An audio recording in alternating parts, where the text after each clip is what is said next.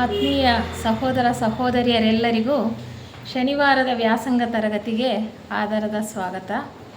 ನಾವು ವ್ಯಾಸಂಗಕ್ಕೆ ಆರಿಸ್ಕೊಂಡಿರ್ತಕ್ಕಂತಹ ಗ್ರಂಥ ಮಾನವ ಎಲ್ಲಿಂದ ಹೇಗೆ ಮತ್ತು ಎಲ್ಲಿಗೆ ಅನ್ನುವಂತಹ ಗ್ರಂಥ. ಈ ಗ್ರಂಥದಲ್ಲಿ ಈಗಾಗಲೇ ಸಾಕಷ್ಟು ಅಧ್ಯಾಯಗಳನ್ನು ಅಧ್ಯಯನ ಮಾಡ್ತಾ ಬಂದಿದ್ದೇವೆ. 15 ಅಧ್ಯಾಯಗಳನ್ನು ಈಗಾಗಲೇ ಓದಿ ಅರ್ಥೈಸ್ಕೊಂಡಿದ್ದೇವೆ.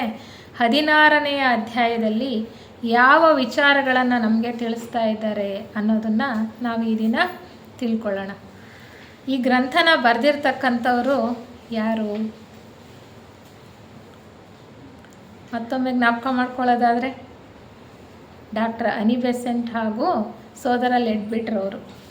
ಅವರು ಯೋಗ ದೃಷ್ಟಿಯಲ್ಲಿ ನಡೆಸಿದಂತಹ ಒಂದು ಪ್ರಯೋಗಗಳಿಂದ ಅವರು ಕಂಡುಕೊಂಡಂತಹ ವಿಚಾರಗಳನ್ನು ಮಾನವನ ಇತಿಹಾಸದ ಬಗ್ಗೆ ಹೇಳ್ತಾ ಇದ್ದಾರೆ. ಮಾನವನ ಇತಿಹಾಸ. ಪ್ರಸ್ತುತ ನಾವೆಲ್ಲ ಮಾನವರಾಗಿ ಭೂಮಿಯ ಮೇಲೆ ಜೀವನ ಮಾಡ್ತಾ ಇದ್ದೇವೆ.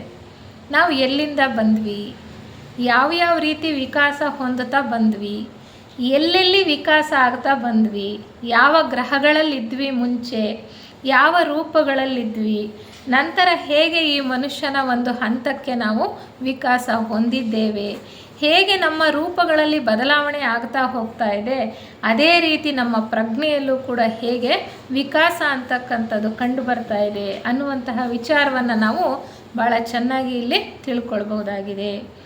ಅವರು ಯೋಗ ದೃಷ್ಟಿಯಲ್ಲಿ ಕಂಡುಕೊಂಡಂತಹ ಸತ್ಯವನ್ನು ನಮಗೆ ಇಲ್ಲಿ ಹೇಳ್ತಾ ಇದ್ದಾರೆ. ಈ ಸೌರ ಬ್ರಹ್ಮಾಂಡದಲ್ಲಿ ಸೌರಬ್ರಹ್ಮಾಂಡಾಧಿಪತಿಯಾದಂತಹ ಈಶ್ವರನ 10 ವಿಕಾಸ ಯೋಜನೆಗಳಲ್ಲಿ ಒಂದು ವಿಕಾಸ ಯೋಜನೆ ಭೂ ವಿಕಾಸ ಯೋಜನೆ ಅಂತ ನಾವೀಗಾಗಲೇ ತಿಳ್ಕೊಂಡಿದ್ದೇವೆ. ಆ ಭೂ ವಿಕಾಸ ಯೋಜನೆಯಲ್ಲಿ 7 ಗ್ರಹ ಮಾಲೆಗಳು ಅಂದರೆ ಚಿಕ್ಕ ಮಾಲೆಗಳು ಸರಪಳಿಗಳಿವೆ ಅಂತ. ಒಂದೊಂದು ಸರಪಳಿಯಲ್ಲೂ ಕೂಡ 7 ಗ್ರಹಗಳಿದೆ. ಇಲ್ಲಿ ಜೀವ ಚೈತನ್ಯ 7 ಬಾರಿ ಸುತ್ತತಕ್ಕಂಥದ್ದು. ಒಂದೊಂದು ಸರಪಳಿಯಲ್ಲಿಯೂ ಕೂಡ ಜೀವ ಚೈತನ್ಯ 7 ಬಾರಿ ಸುತ್ತುತ್ತೆ. ಹೀಗೆ ಸುತ್ತುತ್ತಾ ಇರುವಾಗ ಒಂದೊಂದು ಗ್ರಹದಲ್ಲಿ ಆ ಜೀವ ಚೈತನ್ಯ ಬಂದು ನೆಲೆಸಿದಾಗಲೂ ಕೂಡ ಅಲ್ಲಿರ್ತಕ್ಕಂತಹ ಜೀವರುಗಳ ವಿಕಾಸ ಅನ್ನುವಂಥದ್ದು ತ್ವರಿತಗತಿಯಲ್ಲಿ ಆಗ್ತಾ ಹೋಗುತ್ತೆ. ಹೀಗೆ ಪ್ರಾರಂಭವಾದಂತಹ ಒಂದು ವಿಕಾಸ ಈ ಭೂವಿಕಾಸ ಯೋಜನೆಯಲ್ಲಿ ಸೌರಬ್ರಹ್ಮಾಂಡೇಶ್ವರನ ಆಧಿಪತ್ಯದಲ್ಲಿ ನಾವು ಈ ವಿಕಾಸ ಯೋಜನೆಗೆ ಸೇರಿರ್ತಾ ಮೊದಲನೆಯ ಒಂದು ಸರಪಳಿ ಅಥವಾ ಮಾಲೆಯಲ್ಲಿ ಖನಿಜಗಳಾಗಿ ನಾವು ಹುಟ್ಟಿದ್ವಿ. ಎರಡನೆಯ ಒಂದು ಸರಪಳಿಗೆ ಬರುವ ಹೊತ್ತಿಗೆ ನಾವು ಸಸ್ಯಗಳಾಗಿ ವಿಕಾಸ ಹೊಂದುತ್ತಾ ಇದ್ವಿ. ಮೂರನೆಯ ಸರಪಳಿಗೆ ಬರುವ ಹೊತ್ತಿಗೆ ನಾವು ಪ್ರಾಣಿಗಳಾಗಿ ವಿಕಾಸ ಹೊಂದುತ್ತಾ ಇದ್ವಿ. ಪ್ರಸ್ತುತ 4ನೆಯ ಸರಪಳಿಯಲ್ಲಿದ್ದೇವೆ. ಈ 4ನೆಯ ಸರಪಳಿಯಲ್ಲಿ 7 ಗ್ರಹಗಳು ಹೇಗೆ ಜೋಡಣೆ ಹೊಂದಿದೆ ಅಂತ ನಾವೀಗಾಗಲೇ ಚೆನ್ನಾಗಿ ತಿಳ್ಕೊಂಡಿದ್ದೇವೆ ಅಲ್ವಾ? ಈ ಗ್ರಹಗಳು ಬೇರೆ ಬೇರೆ ಲೋಕಗಳಲ್ಲಿ ಹರಡ್ಕೊಂಡಿರ್ತಕ್ಕಂಥದ್ದು 7 ಗ್ರಹಗಳು. ಅತ್ಯಂತ ಸ್ಥೂಲ ಲೋಕದಲ್ಲಿರ್ತಕ್ಕಂಥದ್ದು, ಬಹಳ ಕೆಳಗಿನ ಒಂದು ಸ್ತರದಲ್ಲಿರುವಂಥದ್ದು ಭೂಗ್ರಹ.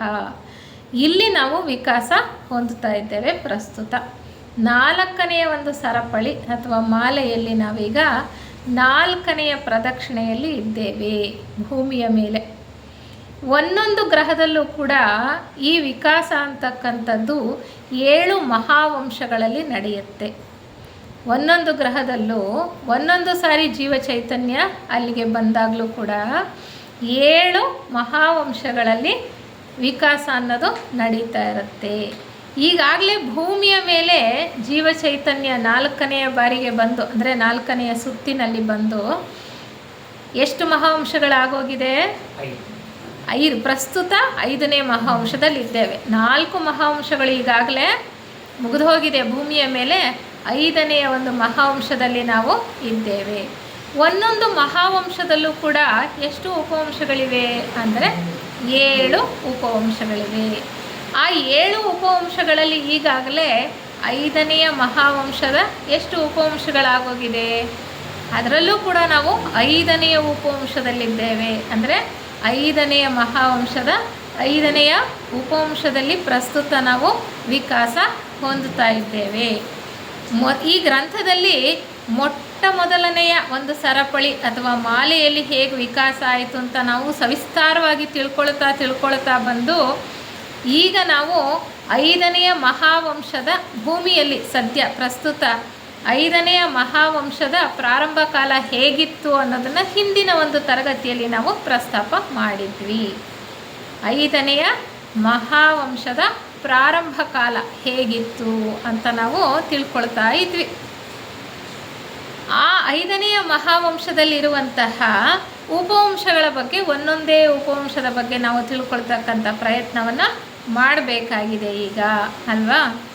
ನಾವು ಈ 5ನೆಯ ಮಹಾವಂಶ ಇದೆಯಲ್ಲ, 5ನೆಯ ಮಹಾವಂಶದ ಉಪವಂಶದ ಜನರನ್ನು ಏನಂತ ಕರೀತಾರೆ ಅನ್ನೋದನ್ನು ನಾವು ತಿಳ್ಕೊಳ್ತಾ ಹೋಗೋಣ. ಒಂದೊಂದೇ ಉಪವಂಶ ಅಲ್ಲಿ ನಾಗರಿಕತೆ ಹೇಗೆ ಬೆಳೀತು, ಜನರ ಜೀವನ ಹೇಗಿತ್ತು, ಹೇಗೆ ಅವರು ಅಭಿವೃದ್ಧಿ ಹೊಂದುತ್ತಾ ಬಂದರು, ಹೇಗೆ ಅವರ ಮನಸ್ಥಿತಿಯಲ್ಲಿ ಬದಲಾವಣೆ ಆಗ್ತಾ ಬಂತು, ಹೇಗೆ ಅವರು ಪ್ರಜ್ಞೆಯಲ್ಲಿ ವಿಕಾಸ ಹೊಂದುತ್ತಾ ಬಂದರು, ಹೇಗೆ ಮಾನವರಾದವರು ಎಷ್ಟೋ ಜನ ಮಾನವಾತೀತರು ಕೂಡ ಆಗಿ ಹೋಗಿದ್ದಾರೆ ಅನ್ನುವಂಥ ವಿಚಾರವನ್ನು ನಾವು ತಿಳ್ಕೊಳ್ಬೋದಾಗಿದೆ. ಈ ಒಂದು ಭೂಗ್ರಹದಲ್ಲಿ ಹಿಂದಿನ 4 ಮಹಾವಂಶಗಳಾಗೋಗಿದೆಯಲ್ಲ, ಅವುಗಳ ಹೆಸರನ್ನು ನಾವು ಮಾಡ್ಕೊಳ್ಳೋದಾದರೆ ಮೊದಲನೆಯ ಮಹಾವಂಶದವರನ್ನು ಪೊಲಾರಿಸ್ ಅಂತ ಕರೀತಾರೆ. 2ನೆಯ ಮಹಾವಂಶದವರನ್ನು ಹೈಪರ್ಬೋರಿಯನ್ ಅಂತ ಕರೀತಕ್ಕಂಥದ್ದು. 3ನೆಯ ಮಹಾವಂಶದವರನ್ನು ಲೆಮ್ಯೂರಿಯನ್ ಅಂತ ಕರೀತಾರೆ. 4ನೆಯ ಮಹಾವಂಶದವರನ್ನು ಅಟ್ಲಾಂಟಿಯನ್ ಅಂತ ಕರೆಯೋದು. 5ನೇ ಮಹಾವಂಶದವರು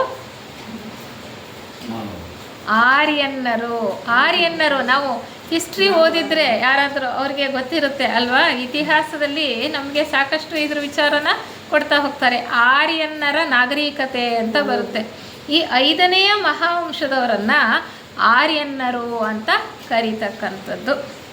ಇಷ್ಟು ಒಂದು ಸಂಕ್ಷಿಪ್ತವಾಗಿ ಹಿಂದಿನ ನಾವು ಅಧ್ಯಯನದಲ್ಲಿ ನಡೆಸಿರ್ತಕ್ಕಂತಹ ವಿಚಾರವನ್ನು ಮತ್ತೆ ಜ್ಞಾಪಕ ಮಾಡಿಕೊಳ್ತಾ ಈ ಒಂದು ಅಧ್ಯಾಯದಲ್ಲಿ 16ನೇ ಅಧ್ಯಾಯದಲ್ಲಿ ಏನು ಹೇಳ್ತಿದ್ದಾರೆ ಲೇಖಕರು, ಅವ್ರು ಏನು ಕಂಡ್ರು ಅವರ ಯೋಗ ದೃಷ್ಟಿಯಲ್ಲಿ ಅಂತ ನಾವು ತಿಳ್ಕೊಳ್ಳೋಣಂತೆ.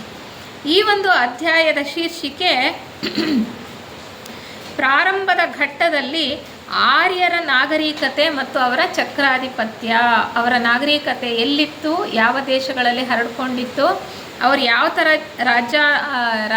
ರಾಜ್ಯಭಾರವನ್ನು ಮಾಡ್ತಾಯಿದ್ರು, ಅವರ ಚಕ್ರಾಧಿಪತ್ಯ ಎಲ್ಲಿಂದ ಎಲ್ಲಿಯವರೆಗೆ ಹರಡಿತ್ತು ಅನ್ನುವಂಥ ವಿಚಾರವನ್ನು ಇಲ್ಲಿ ನಮಗೆ ಹೇಳ್ತಾ ಹೋಗ್ತಾರೆ. ನಾವು ಹಿಂದಿನ ಒಂದು ಅಧ್ಯಾಯದಲ್ಲಿ ತಿಳ್ಕೊಳ್ತಾ ಬಂದ್ವಿ, 5ನೆಯ ಮಹಾವಂಶವನ್ನು ಪ್ರಾರಂಭ ಮಾಡಿದ್ಯಾರು, 5ನೆಯ ಮಹಾವಂಶಕ್ಕೆ ಮನುಗಳು. ಒಂದೊಂದು ಮಹಾವಂಶಕ್ಕೂ ಕೂಡ ಒಬ್ಬರು ಮನುಗಳಿರ್ತಾರೆ. ನಾವು ಅಂತರಂಗ ಸರ್ಕಾರದ ಬಗ್ಗೆ ತಿಳ್ಕೊಳ್ತಾ ಬಂದ್ವಿ. ಭೂಮಿಯ ಮೇಲೆ ಪರಮಾತ್ಮನ ಈ ಸಂಸರಣಾ ಯೋಜನೆ ಅಥವಾ ವಿಕಾಸ ಯೋಜನೆ ಅನ್ನೋದು ಏನು ನಡೀತಾ ಇದೆ, ಆ ಯೋಜನೆಗೆ ಅನುಸಾರವಾಗಿ ಅನೇಕ ಜೀವನ್ಮುಕ್ತರು ಅನೇಕ ಒಂದು ಪದವಿಗಳಲ್ಲಿ ಅಥವಾ ಹಂತದಲ್ಲಿ ಅವರವರು ಈ ಒಂದು ಯೋಜನೆಗೆ ಅನುಗುಣವಾಗಿ ಕೆಲಸ ಕಾರ್ಯಗಳನ್ನು ಮಾಡ್ಕೊಂಡು ಹೋಗ್ತಾ ಇದ್ದಾರೆ. ಈ ಭೂಗ್ರಹಕ್ಕೆ ಅಧಿಪತಿ, ಅಂತರಂಗ ಸರ್ಕಾರದ ಅಧಿಪತಿ ಯಾರಪ್ಪ ಅಂದರೆ ಸನತ್ ಕುಮಾರ ಪ್ರಭುಗಳು. ಅವರು ಶುಕ್ರಗ್ರಹದಿಂದ ಬಂದಿರತಕ್ಕಂಥವ್ರು, ಭೂಗ್ರಹದಲ್ಲಿ ಇದ್ದವರಲ್ಲ. ನಂತರ ಈ ಒಂದು 5ನೆಯ ಮಹಾವಂಶಕ್ಕೆ ಮನುಗಳಾಗಿ ನಾ ಹೇಳಿದೆ, ಒಂದೊಂದು ಮಹಾವಂಶಕ್ಕೂ ಕೂಡ ಒಬ್ಬೊಬ್ಬರು ಮನುಗಳಿರ್ತಾರೆ. ಮನುಗಳು ಅಂದರೆ ಆಡಳಿತವನ್ನು ನೋಡ್ಕೊಳ್ತಕ್ಕಂಥದ್ದು. ಇಲ್ಲಿ ಏನು ಆಗು ಹೋಗುಗಳು ನಡೀತಾ ಇದೆ ಭೂಮಿಯ ಮೇಲೆ, ನಾವು ಅಂದ್ಕೊಳ್ತೀವಿ ಹೊರಗಡೆ ನಾವು ಮಾಡ್ತಾ ಇರೋ ರಾಜ್ಯಭಾರ ನಡೀತಾ ಇರೋದು ಅಂತ. ಅಲ್ಲ, ಅಂತರಂಗದಲ್ಲೂ ಕೂಡ ಒಂದು ಸರ್ಕಾರ ಇದೆ. ಅದು ನಮ್ಮಂಥ ಸಾಧಾರಣ ಮನುಷ್ಯರಿಗೆ ಕಾಣಿಸ್ತಕ್ಕಂಥದ್ದಲ್ಲ. ಅಲ್ಲೂ ಕೂಡ ವ್ಯವಸ್ಥಿತವಾಗಿ ಹೇಗೆ ಮಾನವ ಜನಾಂಗ ಮುಂದುವರೆದು ಹೋಗಿ ವಿಕಾಸ ಹೊಂದಬೇಕು ಅಂತ ಅವರು ಪರಮಾತ್ಮನ ಯೋಜನೆಗೆ ಅನುಗುಣವಾಗಿ ನಿರ್ದೇಶನಗಳನ್ನು ಕೊಡ್ತಾ ಇಲ್ಲಿ ಮುನ್ನಡೆಸ್ಕೊಂಡು ಹೋಗ್ತಾ ಇರ್ತಾರೆ ಈ ಕೆಲಸ ಕಾರ್ಯವನ್ನು. 5ನೆಯ ಮಹಾವಂಶಕ್ಕೆ ಮನುಗಳಾಗಿ ವೈವಸ್ವತರು ಬರ್ತಾರೆ. ವೈವಸ್ವತರು 5ನೆಯ ಮಹಾವಂಶದ ಮನುಗಳು. ಇದಕ್ಕೆ ಹಿಂದಿದ್ದ ಮಹಾವಂಶ ಯಾವುದು? 4ನೆಯ ಮಹಾವಂಶ. ಆ ಮಹಾವಂಶವನ್ನು ಏನಂತ ಇದ್ವಿ? ಅಟ್ಲಾಂಟಿಸ್ ಅಂತ ಅಟ್ಲಾಂಟಿಯನ್ ಮಹಾವಂಶ ಅಂತ ಕರೀತಾ ಇದ್ವಿ. 5ನೆಯ ಮಹಾವಂಶವನ್ನು ಪ್ರಾರಂಭ ಮಾಡೋದಕ್ಕೆ ಮನುಗಳು, ವೈವಸ್ವತ ಮನುಗಳು 60 ಲಕ್ಷ ವರ್ಷಗಳ ಹಿಂದೇನೆ ಅಟ್ಲಾಂಟಿಯನ್ ಜನಾಂಗದಲ್ಲಿ ಸಾಕಷ್ಟು ಮುಂದುವರೆದಿದ್ದವರು ಅಂದರೆ ಹೇಗೆ? ನೈತಿಕವಾಗಿ ಆಧ್ಯಾತ್ಮಿಕವಾಗಿ ಸ್ವಲ್ಪ ಮಟ್ಟಿಗೆ ಮುಂದುವರೆದಿರ್ತಕ್ಕಂಥವ್ರನ್ನೆಲ್ಲ ಆರಿಸ್ಕೊಂಡು ಅವರನ್ನೆಲ್ಲ ಒಂದು ಪ್ರತ್ಯೇಕವಾಗಿರ್ತಕ್ಕಂಥ ಪ್ರದೇಶಕ್ಕೆ ಹೋಗುವ ಹಾಗೆ ಅವರಿಗೆ ಮಾರ್ಗದರ್ಶನ ಕೊಡ್ತಾ ಆ ಉತ್ತಮವಾಗಿರ್ತಕ್ಕಂಥ ಜೀವರುಗಳ ಸಂತತಿ ಬೆಳೆಯುವ ಹಾಗೆ ಮಾಡ್ತಾ ಹೋದರು. ಅವರನ್ನು ಪ್ರತ್ಯೇಕಿಸಿ ಬೇರೆ ಸಾಧಾರಣ ಜನರಿಂದ ಪ್ರತ್ಯೇಕಿಸಿ ಒಂದು ಸ್ಥಳದಲ್ಲಿ ಇರುವ ಹಾಗೆ ಏರ್ಪಾಟು ಮಾಡಿ ಅಲ್ಲಿ ಅವರ ವಂಶಾಭಿವೃದ್ಧಿ ಆಗುವ ಹಾಗೆ ಮಾಡ್ತಾ ಬಂದರು. ಮನುಗಳೇ ಮತ್ತು ಅವರ ಶಿಷ್ಯರು ಅನೇಕರು ಕೂಡ ಆ ಒಂದು ಸಂತತಿಯಲ್ಲಿ ಸ್ವತಃ ಜನ್ಮವನ್ನು ಪಡ್ಕೊಂಡ್ರು. ಯಾಕೆಂದರೆ ಆ ಸದ್ಗುಣಗಳು, ಆ ಒಂದು ರೂಪ ವಿನ್ಯಾಸಗಳು ಎಲ್ಲವೂ ಕೂಡ ಬಹಳ ಚೆನ್ನಾಗಿ ತೀಡಬೇಕಾಗಿತ್ತು. ಅದಕ್ಕೋಸ್ಕರ ಅವರೇ ಎಷ್ಟೋ ಸಾರಿ ಜನ್ಮವನ್ನು ಪಡ್ಕೊಂಡು ಬಂದು ಆ ಸಂತತಿಯನ್ನು ಮುನ್ನಡೆಸ್ಕೊಳ್ತಾ ಬಂದರು. ಅದಕ್ಕೆ ಹೇಳ್ತಾರೆ, ಈ ಥರ ಆರಿಸಲ್ಪಟ್ರಲ್ಲ, ಕೆಲವು ಜೀವರುಗಳನ್ನು ಆರಿಸ್ಕೊಳ್ತಾರಲ್ಲ, ಅಟ್ಲಾಂಟಿಯನ್ ಜನಾಂಗದಲ್ಲಿ ಎಷ್ಟು ಉಪವಂಶ ಇತ್ತು? 7 ಉಪವಂಶ ಇತ್ತು ಅಲ್ವಾ? ಅಲ್ಲೂ ಕೂಡ ಹಿಂದಿನ ಒಂದು ಅಧ್ಯಾಯದಲ್ಲಿ ತಿಳ್ಕೊಂಡ್ವಿ. ಅದರಲ್ಲೂ 2ನೇ ಉಪವಂಶ, 3ನೇ ಉಪವಂಶ, 7ನೇ ಉಪವಂಶ, ಇಂಥದ್ದು ಒಂದೇ ಉಪವಂಶ ಅಂತ ಅಲ್ಲ. ಯಾವ್ಯಾವ ಉಪವಂಶದಲ್ಲಿ ಬೆಳೆದಂತಹ ಜೀವರುಗಳಿದ್ರೋ ಅವರನ್ನೆಲ್ಲ ಆರಿಸಿ ಇವರು ಒಂದು ಗುಂಪು ಮಾಡಿ ಅವರು ಅಭಿವೃದ್ಧಿಯ ಆಗುವ ಹಾಗೆ ಮಾಡಿದ್ರು. ಅವರನ್ನು ಎಲ್ಲಿ ಕಳಿಸಿದ್ರಪ್ಪ ಅಂದರೆ, ಸಹಸ್ರಾರು ವರ್ಷಗಳ ಕಾಲ ಮನುಗಳ ಕೈ ಕೆಳಗೆ, ಸ್ವತಃ ಮನುಗಳೇ ಅವರ ಕೈ ಕೆಳಗಡೆ ಅರೇಬಿಯಾ ಮತ್ತು ಉತ್ತರ ಏಷ್ಯಾ ಪ್ರದೇಶಗಳಲ್ಲಿ ಅವರು ಅಭಿವೃದ್ಧಿ ಹೊಂದುವ ಹಾಗೆ ಏರ್ಪಾಟನ್ನು ಮಾಡ್ತಾ ಹೋಗ್ತಾರೆ. ಇವರು ಶ್ವೇತವರ್ಣದ ನಗರವನ್ನು ಮತ್ತು ಸೇತುವೆಯ ನಗರವನ್ನು ಕಟ್ತಾರೆ. ನಾವು ಹಿಂದಿನ ಅಧ್ಯಾಯದಲ್ಲಿ ನೋಡಿದ್ವಿ, ಶ್ವೇತದ್ವೀಪದಲ್ಲಿರ್ತಾರೆ. ಯಾರು ಶ್ವೇತದ್ವೀಪದಲ್ಲಿರ್ತಕ್ಕಂಥವ್ರು? ನಮ್ಮ ಅಂತರಂಗ ಸರ್ಕಾರದ ಪ್ರಭುಗಳು, ಅಂದರೆ ಸನತ್ ಕುಮಾರ ಪ್ರಭುಗಳು ಮತ್ತು ಅವ್ರ ಜೊತೆಗೆ ಇರ್ತಕ್ಕಂಥ ಕುಮಾರರು ಎಲ್ಲಿ ನೆಲೆಸಿರ್ತಾರೆ ಅಂದರೆ ಶ್ವೇತದ್ವೀಪ. ಅದನ್ನೇನಂತೀವಿ? ಶಂಬಳ ಅಂತ ಕೂಡ ಕರೀತಕ್ಕಂಥದ್ದು. ಅದು ಎಲ್ಲಿತ್ತು? ಈಗಲೂ ಇದೆ. ಅದು ಅವಿನಾಶಿ ದ್ವೀಪ. ಈಗ ಜನರ ಕಣ್ಣಿಗೆ ಕಾಣಿಸ್ತಾ ಇಲ್ಲ. ಯೋಗ ಮಾರ್ಗದಲ್ಲಿ ಸಾಕಷ್ಟು ಮುಂದುವರೆದು ಹೋಗಿ ಯೋಗ ದೃಷ್ಟಿ ಇರ್ತಕ್ಕಂಥವರು ಯಾವಾಗಲಾದರೂ ಅಲ್ಲಿ ಇರ್ತಕ್ಕಂಥ ಪ್ರದೇಶದ ಬಗ್ಗೆ ಸ್ವಲ್ಪ ಮಾಹಿತಿಯನ್ನು ಪಡ್ಕೊಂಡಿರ್ತಾರೆ. ಆದರೆ ಮುಂಚೆ ಈ 5ನೆಯ ಮಹಾವಂಶ ಪ್ರಾರಂಭದ ಕಾಲ ಇತ್ತಲ್ಲ, ಆಗ ಅಲ್ಲಿ ಶ್ವೇತದ್ವೀಪದಲ್ಲಿ ಅಂತರಂಗ ಸರ್ಕಾರದ ಪ್ರಭುಗಳಿದ್ರಲ್ಲ, ಅವರು ಹೊರಗಿನ ಪ್ರಪಂಚದ ಜೊತೆಯೂ ಕೂಡ ಒಂದು ಕಾಂಟ್ಯಾಕ್ಟ್ ಇಟ್ಕೊಂಡಿದ್ರು. ಅಲ್ಲಿ ಹೋಗ್ತಾ ಬರ್ತಾ ಅಲ್ಲಿ ಜನರಿಗೆ ಸರಿಯಾದ ಮಾರ್ಗದರ್ಶನ ಕೊಡ್ತಾ ಪ್ರಾರಂಭ ಕಾಲದಲ್ಲಿ ಇದ್ದರು ಅಂತ.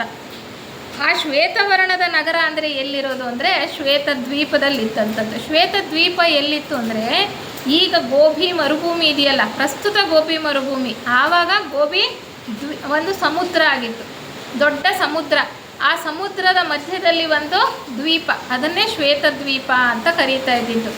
ಅಲ್ಲಿಯೇ ಇರ್ತಕ್ಕಂಥದ್ದು ಸನತ್ ಕುಮಾರ ಪ್ರಭುಗಳು. ಆದರೆ ಅನೇಕ ಭೌಗೋಳಿಕ ಬದಲಾವಣೆಗಳಾಗ್ತಾ ಇರುತ್ತೆ. ಆಗಾಗ ಒಂದೊಂದು ಮಹಾವಂಶ ನಶಿಸಿ ಹೋದಾಗಲೂ ಕೂಡ ಪ್ರಳಯಗಳಾಗ್ತಕ್ಕಂಥದ್ದು, ಎಷ್ಟೋ ಜಾಗಗಳು ಸಮುದ್ರದಲ್ಲಿದ್ದಂತಹ ಭೂಮಿ ಮೇಲೆ ಬರ್ತಕ್ಕಂಥದ್ದು, ಈ ಭೂಮಿ ಯಾವುದು ಮೊದಲು ಭೂಮಿಯಾಗಿತ್ತೋ ಅದು ಸಮುದ್ರದ ಒಳಗೆ ಸೇರಿ ಹೋಗ್ತಕ್ಕಂಥದ್ದು, ಈ ರೀತಿ ಬದಲಾವಣೆಗಳು ಸಾಕಷ್ಟು ಆಗ್ತಾ ಬರ್ತಾ ಇರುತ್ತೆ. ಆದರೆ ಆಗ ಗೋಬಿ ಸಮುದ್ರ ಆಗಿತ್ತು, ಅದು ಅಲ್ಲಿ ಮಧ್ಯದಲ್ಲಿದ್ದಂಥದ್ದು ಶ್ವೇತದ್ವೀಪ ಅಂತ ಕರೀತಾ ಇದ್ರು. ಈಗಲೂ ಇದೆ ಶ್ವೇತ ಶಂಬಳ ಅಂತಕ್ಕಂಥ ಸ್ಥಳ ಇದೆ. ಆದರೆ ಗೋಬಿ ಮರುಭೂಮಿಯಾಗಿದೆ. ಇವಾಗ ಅಲ್ಲಿ ಸಮುದ್ರ ಅಂತಕ್ಕಂಥದ್ದು ಇಲ್ಲ, ಮರುಭೂಮಿಯಾಗಿದೆ.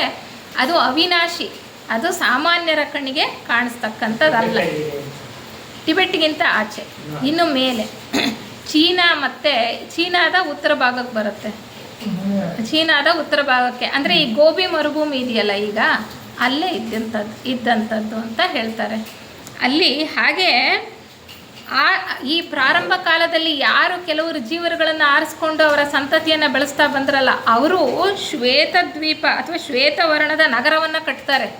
ಆ ಶ್ವೇತದ್ವೀಪದಲ್ಲಿ ಹೇಗೆ ಆ ರಸ್ತೆಗಳನ್ನು ಹೇಗೆ ನಿರ್ಮಾಣ ಮಾಡ್ತಾರೆ, ಅಲ್ಲಿ ಮಹಾತ್ಮರು ಹೇಗೆ ಅವರಿಗೆ ಸಹಾಯ ಮಾಡ್ತಾರೆ, ಅಲ್ಲಿ ದೇವಾಲಯಗಳು ಹೇಗಿತ್ತು, ಜನಜೀವನ ಹೇಗಿತ್ತು, ಎಲ್ಲ ಹಿಂದಿನ ಒಂದು ತರಗತಿಯಲ್ಲಿ ನಾವು ತಿಳ್ಕೊಂಡಿದ್ದೇವೆ. ಆ ನಗರವನ್ನು ಕಟ್ಟೋದಕ್ಕೆ ಇವರು ಸಹಾಯ ಮಾಡ್ತಾರೆ. ಯಾರೋ ಪ್ರಾರಂಭದಲ್ಲಿ ಆರಿಸಲ್ಪಟ್ಟು ಪ್ರತ್ಯೇಕವಾಗಿ ಅವರು ವಿಕಾಸ ಹೊಂದೋದಕ್ಕೆ ಮನುಗಳು ತಮ್ಮ ಕೈ ಕೆಳಗಡೆನೆ ಇಟ್ಕೊಂಡು ಅವರಿಗೆ ಸಾಕಾದಷ್ಟು ಮಾರ್ಗದರ್ಶನ ಕೊಡ್ತಿದ್ರಲ್ಲ, ಅವರೆಲ್ಲರೂ. ಅದ್ರ ಜೊತೆಗೆ ಒಂದು ಮಹಾನಗರವನ್ನು ಕೂಡ ಕಟ್ತಾರೆ, ಸೇತುವೆಯ ನಗರ ಅಂತ ಅದನ್ನು ಕರೀತಾರೆ.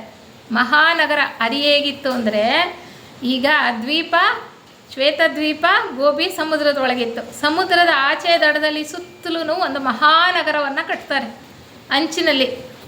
ಅದಕ್ಕೆ ಸೇತುವೆಯ ನಗರ ಅಂತ ಹೇಳ್ತಾರೆ. ಯಾಕೆ ಅಂದರೆ ಈ ಶ್ವೇತದ್ವೀಪದ ನಗರ ಇತ್ತಲ್ಲ, ಅದೇ ಶ್ವೇತ ವರ್ಣದ ನಗರ ಅಂತ ಹೇಳ್ತಾರಲ್ಲ, ಅದು ಮಧ್ಯದಲ್ಲಿತ್ತಲ್ಲ, ಅದಕ್ಕೂ ಈ ಮಹಾನಗರಕ್ಕೂ ಸಂಬಂಧ ಕಲ್ಪಿಸೋದಕ್ಕೋಸ್ಕರ ಒಂದು ಬೃಹತ್ ಸೇತುವೆಯನ್ನು ನಿರ್ಮಿಸಿದರು. ಅಂತಹ ಸೇತುವೆ ಈಗ ಎಲ್ಲೂ ನಾವು ಯಾವುದೇ ಎಷ್ಟು ಯಾವ್ಯಾವ ದೇಶದಲ್ಲಿ ಏನೇನಿದೆ ಅಂತ ಅಂದ್ಕೊಂಡ್ರೂ ಅದಕ್ಕೆ ಸಮಾನ ಇಲ್ಲ ಅಂತ ಹೇಳ್ತಾರೆ. ಅದನ್ನು ಹಿಂದಿನ ಒಂದು ಅಧ್ಯಾಯದಲ್ಲಿ ನಾವು ಸವಿಸ್ತಾರವಾಗಿ ತಿಳ್ಕೊಂಡಿದ್ವಿ. ಹೀಗೆ ಪ್ರಾರಂಭದಲ್ಲಿ ಆರಿಸಲ್ಪಟ್ಟಂಥವರು ಶ್ವೇತವರ್ಣದ ನಗರವನ್ನು ಕಟ್ತಾರೆ. ಈ ಒಂದು ಸೇತುವೆಯ ನಗರ ಅಂತ ಕರಿತಿದ್ರಲ್ಲ, ಒಂದು ಮಹಾನಗರ ಆ ಸಮುದ್ರದ ಅಂಚಿನ ಸುತ್ತ ಹೇಗೆ ಹರಡ್ಕೊಂಡು ಅಲ್ಲೆಲ್ಲ ವಾಸ ಮಾಡಲಿಕ್ಕೆ ಸೂಕ್ತವಾಗಿ ಆಗೋ ರೀತಿಯಲ್ಲಿ ಅವರು ನಗರದ ನಿರ್ಮಾಣವನ್ನು ಮಾಡ್ತಾರಲ್ಲ, ಆ ಕೆಲಸಗಳಲ್ಲಿ ಅವರನ್ನು ತೊಡಗಿಸ್ಕೊಂಡಿರ್ತಾರೆ. ಅದರ ವಿವರಣೆಯನ್ನು ಇನ್ನೂ ಸ್ವಲ್ಪ ಇಲ್ಲಿ ಕೊಡ್ತಾ ಹೋಗ್ತಾರೆ. ಅಲ್ಲಿ ಜನರು ಹೇಗಿದ್ದರು ಅಂತಂದರೆ, ಅವ್ರಿಗೆ ಓದು ಬರಹ ಎಲ್ಲ ಬರ್ತಿತ್ತು. ಅಲ್ಲಿದ್ದಂತಹ ಜನರಿಗೆ ಓದು ಬರಹ ಬರ್ತಾ ಇತ್ತು. ಎಲ್ಲ ಕೆಲಸಗಳನ್ನು ಕೂಡ ಗೌರವಯುತವಾದಂತಹ ಕೆಲಸ ಅಂತ ಅಂದ್ಕೊಂಡಿದ್ರು. ಇದು ಮೇಲು ಇದು ಕೀಳು ನಾವೀಗ ಅಂದ್ಕೊಳ್ತೀವಲ್ಲ, ಏನೋ ಆಫೀಸರ್ ಅಂದರೆ ತುಂಬ ದೊಡ್ಡ ಕೆಲಸ, ಇಲ್ಲ ಕಸ ಗುಡಿಸೋನು ಅಂದರೆ ಭಾಳ ಕೆಳಮಟ್ಟದ ಕೆಲಸ, ಆ ರೀತಿಯ ಪ್ರತ್ಯೇಕತಾ ಮನೋಭಾವ ಅವರಲ್ಲಿ ಇರಲಿಲ್ಲ. ಅವರು ಬೆಸೆಂಟ್ರು ಮತ್ತು ಲೆಡ್ಬಿಟ್ರವರು ಯೋಗ ದೃಷ್ಟಿಯಲ್ಲಿ ನೋಡ್ತಾ ಇರ್ತಾರಲ್ಲ, ನೋಡಿದಾಗ ಹಿಂದೆ ಏನೇನು ಘಟನೆಗಳಾಗೋಗಿತ್ತೋ ಅದೆಲ್ಲ ನಮಗೆ ಚಲನಚಿತ್ರದ ಹಾಗೆ ಅವ್ರ ಕಣ್ಣು ಮುಂದೆ ಪರದೆ ಮೇಲೆ ಬರ್ತಾ ಇತ್ತಂತೆ. ಅದನ್ನು ಅವ್ರು ಹೇಳ್ತಾರೆ. ಹಾಗೆ ಚಲನಚಿತ್ರದ ಹಾಗೆ ಅವ್ರ ಕಣ್ಣು ಮುಂದೆ ಬರ್ತಿತ್ತಲ್ಲ, ಆವಾಗ ಒಬ್ಬರು ಪುರೋಹಿತರು ಅಲ್ಲಿ ಹೋಗ್ತಾ ಇದ್ರಂತೆ. ಪುರೋಹಿತರು ಅಂದರೆ ಜ್ಞಾನಿಗಳು, ಪಂಡಿತರು, ಚೆನ್ನಾಗಿರ್ತಕ್ಕಂತಹ ವೇಷಭೂಷಣವನ್ನು ಹಾಕ್ಕೊಂಡಿದ್ದಂಥವರು. ಅವರು ದಾರಿನಲ್ಲಿ ಕಸ ಗುಡಿಸ್ತಾ ಇದ್ದಲ್ಲ ಒಬ್ಬ ಜಾಡಮಾಲಿ, ಅವನನ್ನು ಬಹಳ ಗೌರವಯುತವಾಗಿ ಮಾತನಾಡಿಸ್ತಾ ಇದ್ರಂತೆ. ಅದನ್ನು ನೋಡಿದ್ರಂತೆ ಇವರು, ಅದನ್ನು ಹೇಳ್ತಾರೆ. ಅಂತಹ ಸೌಹಾರ್ದಯುತವಾದಂತಹ ಜೀವನ ಆವಾಗ ಇತ್ತು ಅಂತ. ಯಾಕೆ ಹೇಳಿ ಅಂತಹ ಜೀವನ ಇತ್ತು? ನಾನು ಹೇಳಿದೆ, ಮನುಗಳೇ ಆ ಒಂದು ಸಂತತಿಯಲ್ಲಿ ಹುಟ್ಟು ಬಂದು ಆ ಜನರ ಒಂದು ಬೆಳವಣಿಗೆಯನ್ನು ನೋಡ್ಕೊಳ್ತಾ ಇದ್ದಂತಹ ಕಾಲ. ಅವರೇ ಹುಟ್ಟು ಬಂದು ಅವರ ಸಂತತಿ ಬೆಳೀತಾ ಇತ್ತು ಅಂದರೆ ಅಲ್ಲಿಯ ಜನರ ಮನೋಸ್ಥಿತಿ ಹೇಗಿರುತ್ತೆ, ಅವರಲ್ಲಿ ಸ್ನೇಹ ಭಾವ ಅನ್ನೋದಿತ್ತು, ಸಹೋದರ ಭಾವ ಅಂತಕ್ಕಂಥದ್ದು ಎದ್ದು ಕಾಣ್ತಾ ಇತ್ತು ಅಂತ ಹೇಳ್ತಾರೆ. ನೋಡಿ, ಇದನ್ನು ನಾವು ನೋಡ್ತಾ ಬಂದರೆ ನಾವು ಜ್ಞಾಪಕ ಮಾಡ್ಕೊಳ್ಬೋದು. ಇವಾಗ ನಾವು ಯಾವ ಯುಗದಲ್ಲಿದ್ದೀವಿ ಅಂತ ಅನ್ಕೋತೀವಿ? ಕಲಿಯುಗದಲ್ಲಿ ಪ್ರಾರಂಭ ಆಗಿದ್ದು ಹೇಗೆ ಅಂತ ನಾವು ಅಂದ್ಕೊಳ್ತೀವಿ? ಸತ್ಯಯುಗ ಅಲ್ವಾ, ಕೃತಯುಗ ಅಥವಾ ಸತ್ಯಯುಗ ಅಂತ ಹೇಳ್ತೀವಲ್ಲ. ಅವಾಗ ನಾವು ಅಂತಿದ್ವಲ್ಲ, ಅಲ್ಲೆಲ್ಲ ಋಷಿ ಮುನಿಗಳೇ ಇರ್ತಾ ಇದ್ರಂತೆ, ಅಲ್ಲೆಲ್ಲ ಭಾಳ ದೀರ್ಘಕಾಲ ಬದುಕಿರ್ತಾ ಇದ್ರಂತೆ, ಅಲ್ಲಿ ಬಹಳ ಚೆನ್ನಾಗಿತ್ತು ಜನಜೀವನ, ಭಾಳ ಗೌರವಯುತವಾಗಿತ್ತು ಅಂತೆಲ್ಲ ನಾವು ತಿಳ್ಕೊಳ್ತೀವಲ್ಲ. ಇದಕ್ಕೆ ಅನ್ವಯಿಸ್ಕೊಳ್ಬೋದೇನೋ ಅಂತ ಅನಿಸುತ್ತೆ. ಪ್ರಾರಂಭ ಕಾಲದಲ್ಲಿ ಈ 5ನೆಯ ಮಹಾವಂಶ ಪ್ರಾರಂಭ ಆದಾಗ ಹಾಗಿದ್ರು ಜನ ಅಂತ ಹೇಳ್ತಾರೆ. ಅವರು ದಯಾಪರತೆಯಿಂದ ಪ್ರತಿಯೊಬ್ಬರಲ್ಲಿಯೂ ಇರತಕ್ಕಂಥ ಅತ್ಯುತ್ತಮ ಅಂಶಗಳನ್ನು ಮತ್ತು ವಿಶೇಷ ನೈಪುಣ್ಯತೆಯನ್ನು ಗುರುತಿಸ್ತಾ ಇದ್ದರು. ಪ್ರತಿಯೊಬ್ಬರಿಗೂ ಕೂಡ ಒಂದು ವಿಶೇಷವಾದಂತಹ ಸಾಮರ್ಥ್ಯ ಇರುತ್ತೆ ಅಲ್ವಾ. ಯಾರೂ ಮೇಲೆಲ್ಲ ಕೀಳಲ್ಲ, ಒಬ್ಬೊಬ್ಬರಿಗೆ ಒಂದೊಂದು ಸಾಮರ್ಥ್ಯ ಇರತಕ್ಕಂಥದ್ದು, ಒಂದೊಂದು ಗುಣ ವಿಶೇಷ ಇರತಕ್ಕಂಥದ್ದು, ನೈಪುಣ್ಯತೆ ಇರುತ್ತೆ ಒಬ್ಬೊಬ್ರಿಗೂ ಕೂಡ. ಎಲ್ರಿಗೂ ಒಂದೇ ಥರ ಇರೋದಕ್ಕೆ ಸಾಧ್ಯ ಇಲ್ಲ. ಎಷ್ಟು ಜೀವರುಗಳಿದಾರೋ ಅಷ್ಟು ವಿಶೇಷತೆ ಇದೆ ಅಂತಾರೆ. ಲೆಡ್ಬಿಟ್ರವರು ಒಂದು ಗ್ರಂಥದಲ್ಲಿ ಬರೀತಾರೆ, ಪ್ರಸ್ತುತ ಸೌರ ಬ್ರಹ್ಮಾಂಡದಲ್ಲಿ 6,000 ಕೋಟಿ ಜೀವರುಗಳು ವಿಕಾಸ ಹೊಂದುತ್ತಾ ಇದ್ದಾರಂತೆ. ಸೌರ ಬ್ರಹ್ಮಾಂಡದಲ್ಲಿ ಈ ಭೂ ವಿಕಾಸ ಯೋಜನೆಯಲ್ಲಿ ಹೇಳ್ತಾರೆ 6,000 ಜೀವಕೋಟಿಗಳು, 6,000 ಕೋಟಿ ಜೀವರುಗಳು ವಿಕಾಸ ಅಂತ. ಒಬ್ಬರು ಇದ್ದಾಗೆ ಇನ್ನೊಬ್ಬರಿಲ್ಲ, ಒಬ್ಬರು ವಿಶೇಷ ಇದ್ದಾಗೆ ಇನ್ನೊಬ್ಬರದಿಲ್ಲ. ಪ್ರತಿಯೊಬ್ಬರ ವಿಶೇಷತೆಯೂ ಬೇರೆ ಬೇರೆ ಇದೆ. ಅವರ ಗುಣವಿಶೇಷಗಳಿಗೆ ಅನುಗುಣವಾಗಿ 7 ಶಾಖೆಗಳಲ್ಲಿ ನಾವು ವಿಭಾಗ ಮಾಡ್ತೇವೆ ಅವರನ್ನು, ಅವರ ಸ್ವಭಾವಕ್ಕೆ ಅನುಗುಣವಾಗಿ. ಆದರೆ ಅಲ್ಲೂ ಕೂಡ ಪ್ರತಿಯೊಬ್ಬರಲ್ಲೂ ಇರತಕ್ಕಂತಹ ವಿಶೇಷತೆ ಇನ್ನೊಬ್ಬರಿಗಿಂತ ಬೇರೆಯದೇ ಆಗಿದೆ ಅಂತ ಹೇಳ್ತಾರೆ. ಅಂತಹ ಒಂದು ಬೃಹತ್ ಯೋಜನೆ ಪರಮಾತ್ಮನದ್ದು. ನಾವು ಕಲ್ಪಿಸ್ಕೊಳ್ಳೋದಕ್ಕೂ ಸಾಧ್ಯನಾ? ಪ್ರಪಂಚದಲ್ಲಿ ಏನೋ ಒಂದು ಕಂಡು ಹಿಡಿದ್ರೆ, ಯಾವುದೋ ಒಂದನ್ನು ನಾನು ಆವಿಷ್ಕಾರ ಮಾಡಿದೆ ಅಂದರೆ ನನ್ನ ಸಮಾನನೇ ಇಲ್ಲ ಅನ್ನುವಂತಹ ರೀತಿಯಲ್ಲಿ ಮನುಷ್ಯ ಪ್ರಸ್ತುತ ಬಾಳ್ತಾ ಇರ್ತಕ್ಕಂಥದ್ದು. ಅಂತಹ ಒಂದು ವಿಶೇಷತೆ ಆ ಒಂದು ಸೃಷ್ಟಿಯಲ್ಲಿ ನಾವು ನೋಡಬಹುದಾಗಿದೆ ಅಂತ ಹೇಳ್ತಾರೆ. ಅಲ್ಲಿ ಜಗಳಗಳಿರಲಿಲ್ಲ, ಅಲ್ಲಿ ಜಗಳಗಳು ಅಂತಕ್ಕಂಥದ್ದು ಇರ್ತಾ ಇರಲಿಲ್ಲ. ಈ 5ನೇ ಮಹಾವಂಶದವ್ರು ಇದ್ರಲ್ಲ ಪ್ರಾರಂಭ ಕಾಲದಲ್ಲಿ, ಅವರನ್ನು ಬೇರೆಯವರಿಂದ ಪ್ರತ್ಯೇಕಿಸಿದ್ರಲ್ಲ. ಅಂದರೆ ಆ ಕಾಲದಲ್ಲಿ 4ನೇ ಮಹಾವಂಶದವರು ಅನೇಕ ಉಪವಂಶದವರು ಬೇರೆ ಬೇರೆ ಕಡೆ ಇದ್ದರು, ಅವರಿಲ್ಲ ಅಂತ ಅಲ್ಲ. ಅವ್ರು ಪೂರ್ತಿ ನಶಿಸಿ ಹೋಗಿದ್ರು. ಆಮೇಲೆ ಇವ್ರನ್ನ ತಂದು ಅಲ್ಲಿ ಇಟ್ಟು ಅವ್ರ ವಂಶವನ್ನು ಅಭಿವೃದ್ಧಿ ಮಾಡಿದ್ರು ಅಂತ ಅಲ್ಲ.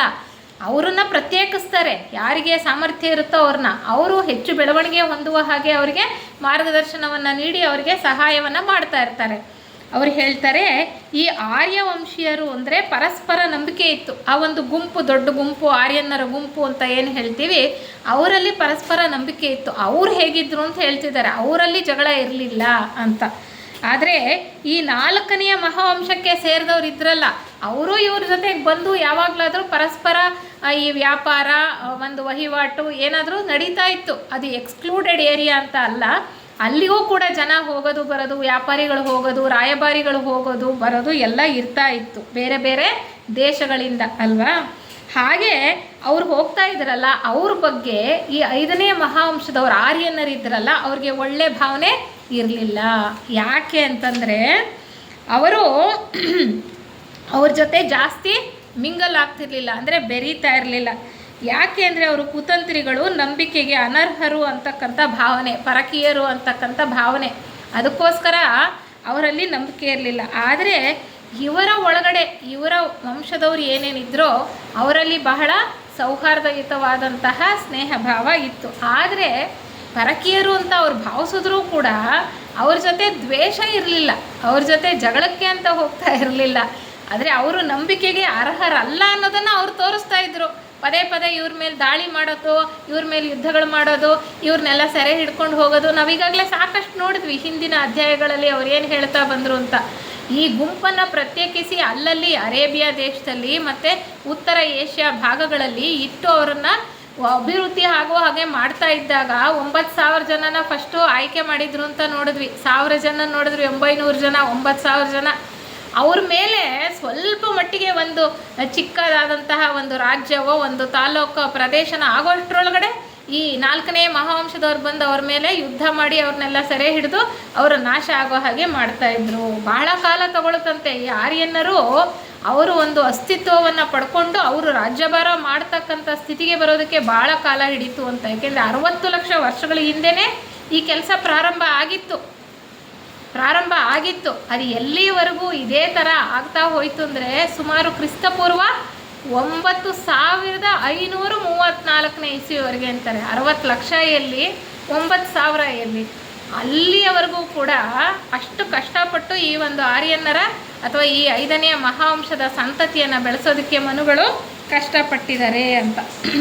ಈ ಪರಕೀಯರು ಅಂತ ಅಂತಿದ್ರಲ್ಲ, ಬೇರೆ ಬೇರೆ ಭಾಗಗಳಿಂದ ಬಂದು ಇವರ ಜೊತೆಯಲ್ಲಿ ವ್ಯಾಪಾರಕ್ಕಾಗಲಿ ಅಥವಾ ಬೇರೆ ವಿಚಾರಗಳಿಗಾಗಿ ವಿಚಾರ ವಿನಿಮಯ ಮಾಡುವಾಗ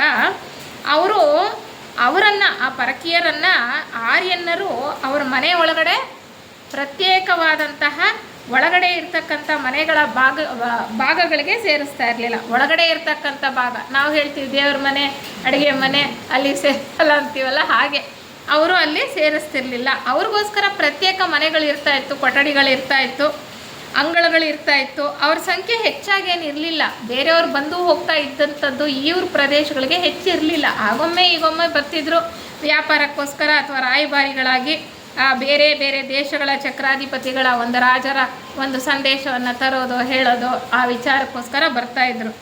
ಆದರೆ ಅವ್ರು ಬಂದಾಗ ಅವರನ್ನು ಬಹಳ ಮರ್ಯಾದೆಯಿಂದ ನಡೆಸ್ಕೊಳ್ತಾ ಇದ್ರಂತೆ. ಅವ್ರಿಗೆ ಊಟ ಉಪಚಾರದ ಎಲ್ಲ ವ್ಯವಸ್ಥೆಯನ್ನು ಕೂಡ ಅವರು ಮಾಡ್ತಾಯಿದ್ರು.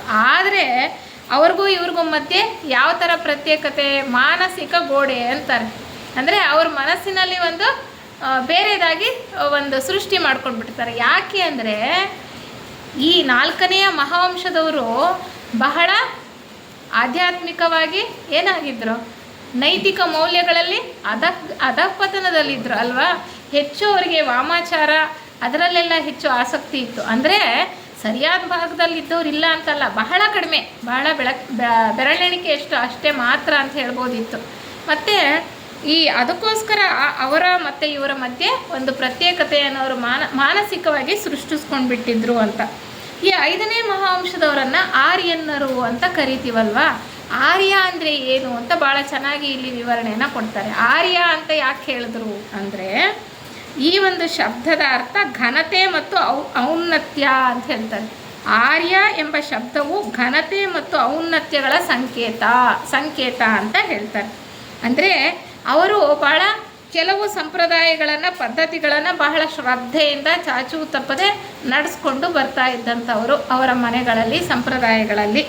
ಹಾಗೆ ಗೌರವಾನ್ವಿತ ನಡತೆ, ಬಹಳ ಮರ್ಯಾದೆಯಿಂದ ಗೌರವಯುತವಾಗಿ ಬಾಳ್ತಾ ಇದ್ದರು ಅವರು. ಸಮಾಜದಲ್ಲಿ ಅವರಿಗೆ ಒಂದು ಮರ್ಯಾದೆ, ಮನ್ನಣೆ ಅಂತಕ್ಕಂಥದ್ದು ಇತ್ತು. ಅವರು ಮಾನ್ಯತೆಗೆ ಅರ್ಹರು ಅನ್ನುವ ದೃಷ್ಟಿಯಲ್ಲಿ ಅವರನ್ನು ಆರ್ಯನ್ನರು ಅಂತ ಕರೀತಾ ಇದ್ರು ಅಂತ ನಾವು ತಿಳ್ಕೊಳ್ಬೇಕು. ಅಲ್ಲಿ ವೃತ್ತಿ ಅಥವಾ ಪಾಂಡಿತ್ಯ ಮುಖ್ಯ ಆಗಿರಲಿಲ್ಲ. ನಾನು ಆಗಲೇ ಹೇಳಿದೆ, ಕಸ ಗುಡಿಸೋನಿರ್ಬೋದು ಅಥವಾ ಇನ್ನೊಬ್ಬ ಪುರೋಹಿತ ಇರ್ಬೋದು, ಯಾವ ಒಂದು ಭೇದ ಭಾವವೂ ಇಲ್ಲದಲ್ಲೇ ಎಲ್ಲರೂ ಕೂಡ ಭಾಳ ಸೌಹಾರ್ದಯುತವಾಗಿ ಇದ್ದರು, ಬಾಳ್ತಾ ಇದ್ದರು ಅಂತ. ಅದಕ್ಕೆ ಹೇಳ್ತಾರೆ ವೃತ್ತಿ ಅಥವಾ ಪಾಂಡಿತ್ಯ ಮುಖ್ಯ ಆಗಿರಲಿಲ್ಲ ಅವರಿಗೆ. ಏನು ಮುಖ್ಯ ಆಗಿತ್ತು? ಅವರ ನಡತೆ, ಸೌಶೀಲ್ಯಯುತವಾದಂತಹ ಒಂದು ನಡೆ ನುಡಿ ಭಾಳ ಮುಖ್ಯವಾಗಿತ್ತು ಅಂತ ಹೇಳ್ತಾರೆ. ಹೀಗೆ ಆರ್ಯನ್ನರ ನಾಗರಿಕತೆ ಅಂತಕ್ಕಂಥದ್ದು ತುಂಬ ಭವ್ಯವಾಗಿತ್ತು, ಸಂತೋಷಭರಿತವಾಗಿತ್ತು. ಅಲ್ಲಿ ಸಂಗೀತ, ನೃತ್ಯಕ್ಕೆ ಬಹಳ ಪ್ರಾಧಾನ್ಯತೆ ಇತ್ತು. ದೇವರ ಕುರಿತಾದಂತಹ ಸ್ತೋತ್ರಗಳನ್ನು ಬಹಳ ಇಂಪಾಗಿ ಹಾಡ್ತಾ ಇದ್ರು. ಅವೆಲ್ಲ ಬಹಳ ಪ್ರಧಾನವಾಗಿತ್ತು. ನಾವು ಕಲ್ಪನೆ ಮಾಡ್ಕೊಳ್ಬೋದು ಆ ಕಾಲದಲ್ಲಿ ಹೇಗಿತ್ತು ಅಂತ ಜನಜೀವನವನ್ನು. ಭಾಳ ಸಂತೋಷ ಆಗುತ್ತೆ ಅಲ್ವಾ? ಆ ರೀತಿ ಜನ ಸೌಹಾರ್ದಯುತವಾಗಿ ಬಾಳ್ತಾ ಇದ್ರು ಅಂದರೆ, ಜಗಳಗಳಿಲ್ಲ ಅಂದರೆ, ಮತ್ತು ಸಂಗೀತ ನೃತ್ಯಕ್ಕೆಲ್ಲ ಪ್ರಾಧಾನ್ಯತೆ ಕೊಡ್ತಾ ಇದ್ರು ಅಂದರೆ ಎಷ್ಟು ಸಂತೋಷ ಆಗುತ್ತೆ ಅಂತ. ಮತ್ತು ಪ್ರಕೃತಿಯ ಶಕ್ತಿಗಳನ್ನು, ದೇವತೆಗಳನ್ನು ಆರಾಧನೆ ಮಾಡ್ತಾರೆ. ನಾವು ನೋಡಿದ್ದೀವಿ, ಆರ್ಯನ್ನರು ಪ್ರಕೃತಿಯನ್ನೇ ಆರಾಧನೆ ಮಾಡ್ತಕ್ಕಂಥದ್ದು, ಪಂಚಭೂತಗಳನ್ನು ಆರಾಧನೆ ಮಾಡ್ತಕ್ಕಂಥದ್ದು, ಪೂಜೆ ಮಾಡ್ತಕ್ಕಂಥದ್ದು. ಸೂರ್ಯನಲ್ಲಿರುವ ಆತ್ಮ ಚೈತನ್ಯವೇ ಆರಾಧನೆಯ ಮುಖ್ಯ ವಸ್ತು ಅಂತ ತಿಳ್ಕೊಂಡಿರು. ಸೂರ್ಯನನ್ನು ಕೂಡ ಆರಾಧನೆ ಮಾಡ್ತಾಯಿದ್ರು. ನಾವು ಕೂಡ ಈಗ ಹಿಂದೂಗಳಾಗಿರ್ತಕ್ಕಂಥವರು ಆರ್ಯನ್ನರ ವಂಶಜರೇ. ನಿಜವಾಗ್ಲೂ ಹೇಳಬೇಕು ಅಂದರೆ ಬಹಳ ಕೊನೆಯಲ್ಲಿ ಅದು ಬರುತ್ತೆ ವಿಚಾರ, ಇಲ್ಲಿ ಅದು ಪ್ರಸ್ತುತ ಇರೋದ್ರಿಂದ ಹೇಳ್ತಾ ಇದ್ದೀನಿ. ಈ ಒಂದು ಶ್ವೇತದ್ವೀಪದ ಸುತ್ತ ಮಹಾನಗರ ಕಟ್ಕೊಂಡಿದ್ರಲ್ಲ, ಅಲ್ಲಿ ಉಳ್ಕೊಂಡಿದ್ರಲ್ಲ ಮೊದಲು ಯಾರು ಮನುಗಳು ಆರಿಸಿ ಅವರನ್ನೆಲ್ಲ ಈ ಥರ ತಯಾರು ಮಾಡಿದ್ರಲ್ಲ, ಅವರ ಒಂದು ಗುಂಪು ಕೊಟ್ಟ ಕೊನೆಯಲ್ಲಿ ಭಾರತಕ್ಕೆ ಬಂದರಂತೆ. ಬಹಳ ಕೊನೆಯಲ್ಲಿ, ಬಹಳ ಕಾಲದವರೆಗೆ ಅಲ್ಲೇ ಇದ್ದರು. ಅಂಥ ಒಂದು ಸುಸಂಸ್ಕೃತವಾದಂತಹ ಒಂದು ಜನಜೀವನದಲ್ಲಿ ಇದ್ದಂಥವರು ಅವರು. ಸೊ ಅದೇ ಹೇಳಿದ ಕ್ರಿಸ್ತಪೂರ್ವ 9564 ಆ ಒಂದು ಕಾಲದಲ್ಲಿ ಅವರನ್ನೆಲ್ಲರೂ ಅಟ್ಲಾಂಟಿಸ್ ಒಂದು ಖಂಡ ಇತ್ತಲ್ಲ, ಅದು ಪೂರ್ತಿಯಾಗಿ 1-2 ಮಾತ್ರ ದ್ವೀಪ ಉಳ್ಕೊಂಡಿರುತ್ತೆ ಕೊಟ್ಟ ಕೊನೆಯಲ್ಲಿ. ಅದು ಮುಳುಗೋಗೋದಕ್ಕೆ ಮುಂಚೆ ಇವರನ್ನು ಮಾತ್ರ ಸುರಕ್ಷಿತವಾಗಿ ಕರ್ಕೊಂಡು ಬಂದು ಭಾರತ ದೇಶಕ್ಕೆ ಬಿಡ್ತಾರಂತೆ. ಅಲ್ಲಿ ಭಾರತ ದೇಶದಲ್ಲಿ ಇವರು ಬಂದಿದ್ದರಿಂದ ಮೂಲ ಜನಾಂಗದಿಂದ, ಆರ್ಯನ್ನರ ಮೂಲ ಜನಾಂಗದಿಂದ ಇವರು ಇಲ್ಲಿ ಭಾರತಕ್ಕೆ ಬಂದಿದ್ದರಿಂದ ಆರ್ಯನ್ನರನ್ನು ಮೊದಲನೇ ಉಪವಂಶ ಇದೆಯಲ್ಲ, ಅವರು ಭಾರತೀಯರನ್ನೇ ಹೇಳ್ತಕ್ಕಂಥದ್ದು. ಭಾರತೀಯರನ್ನು ಆರ್ಯನ್ ವಂಶದ, ಮಹಾವಂಶದ ಮೊದಲನೆಯ ಉಪವಂಶದವರು ಅಂತಲೇ ಗುರುತಿಸ್ತಾರೆ ಅಂತ ಅವರು ಹೇಳ್ತಾ ಬರ್ತಾರೆ. ಇಲ್ಲಿ ಅವರು ಒಂದು ಕಡೆ ಹೇಳ್ತಾ ಬರ್ತಾರೆ, ಹೀಗೆ ಪ್ರಕೃತಿ ದೇವತೆಗಳನ್ನು, ಪ್ರಕೃತಿಯನ್ನೇ ಆರಾಧನೆ ಮಾಡ್ತಾಯಿದ್ರು ಅಂತ ಹೇಳ್ತಾ, ಅಲ್ಲಿಯ ಜನಜೀವನ ಶ್ವೇತದ್ವೀಪದಲ್ಲಿ ಹೇಗಿತ್ತು ಅಂತ ಸಾಕಷ್ಟು ವಿವರಣೆಯನ್ನು ನಾವು ಹಿಂದಿನ ಒಂದು ಅಧ್ಯಾಯದಲ್ಲಿ ತಿಳ್ಕೊಂಡಿದ್ದೇವೆ. ಆ ಶ್ವೇತದ್ವೀಪದ ಮಧ್ಯಭಾಗದಲ್ಲಿ ಒಂದು ಬೃಹತ್ತಾದಂತಹ ದೇವಾಲಯ ಇತ್ತು ಅಂತ ಹೇಳ್ತಾರೆ. ಬೃಹತ್ತಾದಂತಹ ದೇವಾಲಯ ಇತ್ತು. ಅಲ್ಲಿ ಒಂದು ಮಹಾ ಸಭಾಂಗಣ ಇತ್ತು. ಅಲ್ಲಿ ಸ್ವತಃ ಸನತ್ ಕುಮಾರರ ಸಿಂಹಾಸನ ಇತ್ತು. ಸನತ್ ಕುಮಾರ ಪ್ರಭುಗಳ ಸಿಂಹಾಸನ ಇತ್ತು. ಶುಕ್ರಗ್ರಹವನ್ನು ಕೂಡ ಅಲ್ಲಿಯ ಜನ ಆರಾಧಿಸ್ತಾ ಇದ್ರು. ಏಕೆಂದರೆ ಪ್ರಭುಗಳು ಬಂದಿರತಕ್ಕಂಥದ್ದು ಶುಕ್ರಗ್ರಹದಿಂದ, ಅದರಿಂದ ಶುಕ್ರಗ್ರಹವನ್ನು ಕೂಡ ಆರಾಧಿಸ್ತಾ ಇದ್ರು. ಆಕಾಶವನ್ನು ಪೂಜಿಸ್ತಾ ಇದ್ರು. ಒಂದಾನೊಂದು ಕಾಲದಲ್ಲಿ ಪರಮಾಣುವನ್ನು ಕೂಡ ಪೂಜಿಸ್ತಾ ಇದ್ರು. ನಾವೀಗ ತಿಳ್ಕೊಂಡ್ವಿ ಹಿಂದಿನ ಒಂದು ಅಧ್ಯಾಯದಲ್ಲಿ. ಆ ಮಹಾನಗರವನ್ನು ಕಟ್ತಾರಲ್ಲ ಶ್ವೇತದ್ವೀಪದಲ್ಲಿ, ಶ್ವೇತದ್ವೀಪದ ನಗರವನ್ನು ಕಟ್ತಾರಲ್ಲ, ಅಲ್ಲಿ ದೇವಾಲಯಗಳಲ್ಲಿ ಅವರು ಯಾವ ಕೆತ್ತನೆಗಳನ್ನು ಮಾಡಿದರು? ಬೊಂಬೆಗಳಲ್ಲ. ಇವಾಗಿನ ನಾವು ನೋಡ್ತೀವಲ್ಲ ಈ ಬೊಂಬೆಗಳು, ಆ ಥರ ಬೊಂಬೆಗಳಲ್ಲ. ಆವಾಗ ಅಣು ಪರಮಾಣುಗಳ ಚಿತ್ರಗಳು ಇರ್ತಾ ಇತ್ತಂತೆ. ಅಣು ಪರಮಾಣುಗಳ ಚಿತ್ರಗಳು. ಆ ಪರಮಾಣು ಅಂತಕ್ಕಂಥದ್ದು ಎಲ್ಲ ವಸ್ತುಗಳಿಗೂ ಕೂಡ ಮೂಲವಾಗಿರ್ತಕ್ಕಂಥದ್ದು. ಪರಮಾಣುವಿನಿಂದ ತಾನೇ ಅವುಗಳು ಬೇರೆ ರೀತಿಯಲ್ಲಿ ಸಂಯೋಜನೆ ಹೊಂದಿ ಅಣುಗಳಿಂದ ಮತ್ತೆ ಎಲ್ಲ ಬೇರೆ ಬೇರೆ ರೀತಿಯ ವಸ್ತುಗಳು ನಮಗೆ ಸಿಗ್ತಾ ಇರ್ತಕ್ಕಂಥದ್ದು. ಅದಕ್ಕೆ ಅದು ಮೂಲ ಅಂತ, ಮತ್ತು ಭಗವಂತನ ಅತ್ಯಂತ ಸಣ್ಣ ರೂಪ ಅನ್ನುವ ದೃಷ್ಟಿಯಿಂದ ಪರಮಾಣುವನ್ನು ಪೂಜೆ ಮಾಡ್ತಾ ಇದ್ರಂತೆ. ಆ ಪರಮಾಣುವಿನ ಚಿತ್ರಗಳನ್ನು ದೇವಾಲಯದ ಗೋಡೆಗಳ ಮೇಲೆ ಕೆತ್ತಿರ್ತಾ ಇದ್ರು ಅಂತ ಹೇಳ್ತಾರೆ. ಹೀಗೆ ಅನೇಕ ದೊಡ್ಡ ಧಾರ್ಮಿಕ ಹಬ್ಬಗಳ ಆಚರಣೆ ಬಹಳ ವಿಶೇಷವಾಗಿ ನಡೀತಾ ಇರುತ್ತೆ. ಧಾರ್ಮಿಕ ಹಬ್ಬಗಳನ್ನು ಅಲ್ಲೆಲ್ಲ ಭಾಳ ಚೆನ್ನಾಗಿ ಆಚರಣೆ ಮಾಡ್ತಾ ಇರ್ತಾರೆ. ಒಂದು ಹಬ್ಬದ ಆಚರಣೆಯನ್ನು ನಮ್ಮ ಲೇಖಕರು ನೋಡ್ತಾರೆ, ಅವರಿಗೆ ಗೋಚರವಾಗುತ್ತೆ ಅಥವಾ ಅವರ ದೃಷ್ಟಿಗೆ ಬೀಳುತ್ತೆ. ಹೇಗಿತ್ತು ಆ ಒಂದು ಆಚರಣೆ ಅಂದರೆ, ಆ ಒಂದು ಹಬ್ಬದ ಆಚರಣೆಯಲ್ಲಿ ಎಲ್ಲಿ ಶ್ವೇತ ದ್ವೀಪದಲ್ಲಿ ಮತ್ತು ಆ ಸುತ್ತ ಇದ್ದಂತಹ ಮಹಾನಗರದಲ್ಲಿ ಅಲ್ವಾ, ಆ ಮಹಾನಗರದ ಜನ ಹಬ್ಬ ಹರಿದಿನಗಳಲ್ಲಿ ವಿಶೇಷವಾದಂಥ ಸಂದರ್ಭದಲ್ಲಿ ಶ್ವೇತ ದ್ವೀಪದ ನಗರ ಇತ್ತಲ್ಲ, ಶ್ವೇತ ವರ್ಣದ ನಗರ, ಅಲ್ಲಿಗೆ ಬರ್ತಿದ್ರು. ಹೆಂಗೆ? ಆ ಸೇತುವೆ ಮೂಲಕ ನಾವು ನೋಡಿದ್ವಲ್ಲ, ಸೇತುವೆನ ಕಟ್ಟಿ ಅದಕ್ಕೂ ಇದಕ್ಕೂ ಎರಡಕ್ಕೂ ಪರಸ್ಪರ ಸಂಬಂಧವನ್ನು ಕಲ್ಪಿಸಿದ್ರು ಅಂತ, ಅದ್ರ ಮೇಲೆ ಹತ್ಕೊಂಡು ಬರ್ತಿದ್ರು. ಹೇಳ್ತಾರೆ, ಒಂದು ಹಬ್ಬದ ಆಚರಣೆಯಲ್ಲಿ ಮಹಾಗುರುಗಳು ಅಂದರೆ ಮುಂದೆ ಗೌತಮ ಬುದ್ಧರಾದಂಥವರು ಅಲ್ಲಿರ್ತಾರೆ. ಮೈತ್ರೇಯರು ಮತ್ತು ವ್ಯಾಸರು ವೈವಸ್ವತ ಮನುವಿನ ಪಕ್ಕದಲ್ಲಿ ನಿಂತಿರೋದನ್ನು ಕಾಣ್ತಾರಂತೆ. ಅವ್ರ ಕಣ್ಣಿಗೆ ಕಾಣಿಸುತ್ತೆ. ಸೂರ್ಯ ಹಾಗೂ 3 ಕುಮಾರರು ಸಿಂಹಾಸನಕ್ಕೆ ಸಮೀಪವಾಗಿ ನಿಂತಿದ್ದರು. ಸನತ್ ಕುಮಾರ ಪ್ರಭುಗಳ ಒಂದು ಸಿಂಹಾಸನ ಆ ಬೃಹತ್ ದೇವಾಲಯದಲ್ಲಿ ಶ್ವೇತ ದ್ವೀಪದ ನಗರದ ಮಧ್ಯಭಾಗದಲ್ಲಿ ಇತ್ತಲ್ಲ, ಅಲ್ಲಿ ಸಿಂಹಾಸನ ಇತ್ತು. ಅಲ್ಲಿ ಯಾರು ಕೂತ್ಕೊಳ್ತಾ ಇದ್ರು? ಸನತ್ ಕುಮಾರ ಪ್ರಭುಗಳು ಬಂದು ಅಲ್ಲಿ ಇರ್ತಾಯಿದ್ರು. ಆ ಸಿಂಹಾಸನದ ಸುತ್ತ ಹೀಗೆ ಬಹಳ ಮುಖ್ಯವಾಗಿರ್ತಕ್ಕಂತಹ ಜೀವನ್ಮುಕ್ತರು ಬೇರೆ ಬೇರೆ ಹಂತದಲ್ಲಿದ್ದವರು ಇರ್ತಾಯಿದ್ರು. ಅದಕ್ಕೆ ಹೇಳ್ತಾರೆ ಮಹಾಗುರುಗಳು, ಮೈತ್ರೇಯರು, ವ್ಯಾಸರು, ವೈವಸ್ವತ ಮನುಗಳು ಎಲ್ಲರೂ ಕೂಡ ಅಲ್ಲಿ ನಿಂತಿರ್ತಾರೆ. ಅದೇ ರೀತಿ ಭವ್ಯ ನೇರಳೆ ಬಣ್ಣದ ಮತ್ತು ಬಿಳಿಯ ಬಣ್ಣದ ದೇವತೆಗಳು ಇರ್ತಾರಂತೆ. ದೇವತೆಗಳು ನಿಂತಿರ್ತಾರೆ. ದೇವತೆಗಳು ಅಂದರೆ ನಾವು ಅರ್ಥ ಮಾಡ್ಕೊಳ್ಬೇಕು, ಮನುಷ್ಯರ ಒಂದು ವಿಕಾಸ ಯೋಜನೆ ಹೇಗೆ ನಡೀತಾ ಇದೆಯಲ್ಲ, ಇದೊಂದು ಜೀವ ಪ್ರವಾಹ. ಅದೇ ಥರ ದೇವಗಣಗಳ ವಿಕಾಸನೂ ನಡೀತಾ ಇದೆ. ಅವರು ಕೂಡ ವಿಕಾಸದ ಹಾದಿಯಲ್ಲಿ ಇರ್ತಕ್ಕಂಥವ್ರು. ದೇವರು ಅಂತಂದರೆ ಪರಬ್ರಹ್ಮ ಅಂತ ತಿಳ್ಕೊಳ್ಬಾರ್ದು, ಭಗವಂತ ಅಂತ ತಿಳ್ಕೊಳ್ಬಾರ್ದು. ದೇವರುಗಳು, ದೇವತೆಗಳು ಅವರೂ ಕೂಡ ವಿಕಾಸದ ಹಾದಿಯಲ್ಲಿದ್ದಾರೆ. ಅವರದು ಒಂದು ವಿಕಾಸದ ಜೀವ ವಿಕಾಸದ ಪ್ರವಾಹದಲ್ಲಿ ಅವರಿದ್ದಾರೆ. ಆದರೆ ಮನುಷ್ಯರಿಗಿಂತ ಸ್ವಲ್ಪ ಉನ್ನತ ಸ್ತರದಲ್ಲಿ ವಿಕಾಸ ಹೊಂದುತ್ತಾ ಇರತಕ್ಕಂಥವರು ಅವರಲ್ಲೂ ಕೂಡ ನೋಡಿ, ನಾವು ಕ್ಷುದ್ರ ದೇವತೆಗಳು ಅಂತ ಹೇಳ್ತೀವಿ, ಒಳ್ಳೆಯ ದೇವತೆಗಳು ಅಂತ ಹೇಳ್ತೀವಿ. ಅವರಲ್ಲೂ ಕೂಡ ವಿಕಾಸ ಅನ್ನೋದು ಮುಂದುವರಿತಾ ಇರುತ್ತೆ. ಅಂತಹ ದೇವತೆಗಳು ಕೂಡ ಈ ಸಿಂಹಾಸನದ ಸುತ್ತ ಇದ್ದಂಥದ್ದು ನೋಡ್ತಾರೆ. ಆ ಒಂದು ಹಬ್ಬದ ಆಚರಣೆಯಲ್ಲಿ ಅಲ್ಲಿ ಸನತ್ ಕುಮಾರ ಪ್ರಭುಗಳು ಸಿಂಹಾಸನದ ಮೇಲೆ ಬಂದು ಕೂತ್ಕೊಳ್ತಾರೆ. ಇವರೆಲ್ಲ ಅಲ್ಲಿ ಬಂದು ಸೇರಿದ ನಂತರ, ಜನ ಎಲ್ಲ ಬಂದು ಸೇರಿದ ನಂತರ ಅಲ್ಲಿ ವೈವಸ್ವತರು ಮತ್ತು ಮೈತ್ರೇಯರು, ಮಹಾಗುರುಗಳು ಎಲ್ಲ ಸಿಂಹಾಸನದ ಸುತ್ತ ದೇವತೆಗಳು ಸೇರಿದ ನಂತರ ಕೊನೆಯಲ್ಲಿ ಸನತ್ ಕುಮಾರ ಪ್ರಭುಗಳು ಸಿಂಹಾಸನದ ಮೇಲೆ ಕಾಣಿಸ್ಕೊಳ್ತಾರೆ. ಅವರು ತಮ್ಮ ಹಸ್ತಗಳನ್ನು ತಮ್ಮ ಮುಂದಿದ್ದ ಪೂಜಾ ವೇದಿಕೆಯ ಮೇಲೆ ಇಡ್ತಾರಂತೆ. ಹೀಗೆ ಚಾಚ್ತಾರೆ. ಅಲ್ಲೊಂದು ಪೂಜೆ ಮಾಡೋದಕ್ಕೆ ಒಂದು ವೇದಿಕೆಯನ್ನು ಮಾಡಿರ್ತಾರೆ ಸಿಂಹಾಸನದ ಮುಂದೆ. ಅವರು ಹೀಗೆ ಚಾಚಿದ ತಕ್ಷಣ ಅಲ್ಲಿ ದೊಡ್ಡದಾಗಿ ಬೆಂಕಿಯ ಜ್ವಾಲೆ ಹತ್ಕೊಳ್ಳುತ್ತೆ ಅಂತ ಹೇಳ್ತಾರೆ. ಅಲ್ಲಿ ಹೇಗಿತ್ತು ಅಂದರೆ ಸಂಸ್ಕಾರ ಕಾರ್ಯಗಳು, ಹಬ್ಬಗಳು ಹೇಗೆ ಮಾಡ್ತಿದ್ರು ಅಂತ, ಹಾಗೆ ದೊಡ್ಡದಾಗಿ ಹತ್ತಿ ಉರಿಯುತ್ತೆ. ಮತ್ತು ಮರುಕ್ಷಣದಲ್ಲೇ, ಕ್ಷಣ ಮಾತ್ರದಲ್ಲಿ ಕಾಣಿಸ್ಕೊಂಡಂತಹ ಪ್ರಭುಗಳು ಮಾಯ ಆಗೋಗ್ತಾರೆ. ಅಂದರೆ ಕಾಣಿಸ್ತಲೇ ಹೋಗ್ತಾರೆ. ಒಂದು ಕ್ಷಣ ಮಾತ್ರ ಅವರ ಒಂದು ಉಪಸ್ಥಿತಿ ಅಂತ ಅವ್ರು ಹೇಳ್ತಾ ಇರ್ತಕ್ಕಂಥದ್ದು. ಹಾಗೆ ಸಿಂಹಾಸನ ಖಾಲಿಯಾಗುತ್ತೆ. ಅವರ ತಲೆಯ ಮೇಲಿದ್ದಂತಹ ತಾರೆಯು ಕಾಣೆಯಾಗುತ್ತೆ. ಯಾವ ತಾರೆ? ನಾವು ಹೇಗೆ ಥಿಯಾಸಫಿ ಸಾಹಿತ್ಯದಲ್ಲಿ ಸನತ್ ಕುಮಾರ ಪ್ರಭುಗಳನ್ನು ಯಾವ ಚಿಹ್ನೆಯಿಂದ ಸೂಚಿಸ್ತೇವೆ? 5 ಕೋಣದ ನಕ್ಷತ್ರ. 5 ಕೋಣದ ನಕ್ಷತ್ರದಿಂದ ನಾವು ಸನತ್ ಕುಮಾರ ಪ್ರಭುಗಳನ್ನು ನಾವು ಆ ಸಂಕೇತದಿಂದ ಸೂಚಿಸ್ತಕ್ಕಂಥದ್ದು. ಹಾಗೆ ಆ ಪ್ರಭುಗಳು ಕಾಣಿಸಿದ ನಂತರ ಆ ತಾರೆ ಅವರ ತಲೆಯ ಮೇಲೆ ಇರುತ್ತೆ. ಇವರು ಯಾವಾಗ ಮಾಯ ಆಗ್ತಾರೋ ಆ ತಾರೆಯು ಕೂಡ ಕಾಣೆಯಾಗತ್ತೆ ಅಂತ ಹೇಳ್ತಾರೆ. ಅದಾದ ನಂತರ ಆ ಹತ್ತಿ ಉರಿತಾ ಇರುತ್ತಲ್ಲ ಜ್ವಾಲೆ, ಆ ಜ್ವಾಲೆಯಿಂದ ಒಂದೊಂದು ಕೆಂಡವನ್ನು ಎಲ್ಲರೂ ತಮ್ಮ ಮನೆ ತಗೊಂಡೋಗ್ತಾರಂತೆ. ಒಂದೊಂದು ಕೆಂಡ ಅಂದರೆ ಮಹಾಜ್ವಾಲೆಯನ್ನು ಹತ್ತಿಸಿದ್ದು ಯಾರು? ಸನತ್ ಕುಮಾರ ಪ್ರಭುಗಳು ಅಲ್ವಾ? ಪ್ರಭುಗಳು ಹತ್ತಿಸಿದ್ದಂತಹ ಆ ಮಹಾ ಪವಿತ್ರವಾದಂತಹ ಜ್ವಾಲೆಯಲ್ಲಿನ ಒಂದು ಕೆಂಡವನ್ನು ಪ್ರತಿಯೊಬ್ಬರೂ ಕೂಡ ಅಲ್ಲಿ ಯಾರು ಬಂದಿರ್ತಾರೋ ಆ ಹಬ್ಬದ ಆಚರಣೆಯಲ್ಲಿ ಮನೆಗೆ ತಗೊಂಡು ಹೋಗಿ ಅವರ ಮನೆಯ ಪೂಜಾ ಪೀಠದ ಮೇಲೆ ಇಟ್ಕೊಳ್ತಾರೆ. ಅವರ ಮನೆಯ ಪೂಜಾ ಪೀಠಗಳಲ್ಲಿ ಇಟ್ಕೊಳ್ತಾ ಇರ್ತಾರೆ ಅನ್ನೋದು ಒಂದು ಒಂದು ಹಬ್ಬದ ಧಾರ್ಮಿಕ ಒಂದು ಆಚರಣೆಯ ಬಗ್ಗೆ ಅವರು ಕಂಡದ್ದನ್ನು ಇಲ್ಲಿ ನಮಗೆ ಹೇಳ್ತಾ ಹೋಗ್ತಾರೆ. ಮುಂದುವರಿತಾ ಹೇಳ್ತಾರೆ, ಅಲ್ಲಿ ಪ್ರಜೆಗಳು ಕೆಲವರು ತಮ್ಮನ್ನು ಸಂಪೂರ್ಣವಾಗಿ ಅಧ್ಯಯನದಲ್ಲಿ ತೊಡಗಿಸ್ಕೊಂಡಿರ್ತಾರೆ, ಕೆಲವರು ಸಂಪೂರ್ಣವಾಗಿ ಅಧ್ಯಯನದಲ್ಲೇ ತೊಡಗಿಸ್ಕೊಂಡಿರ್ತಾರೆ.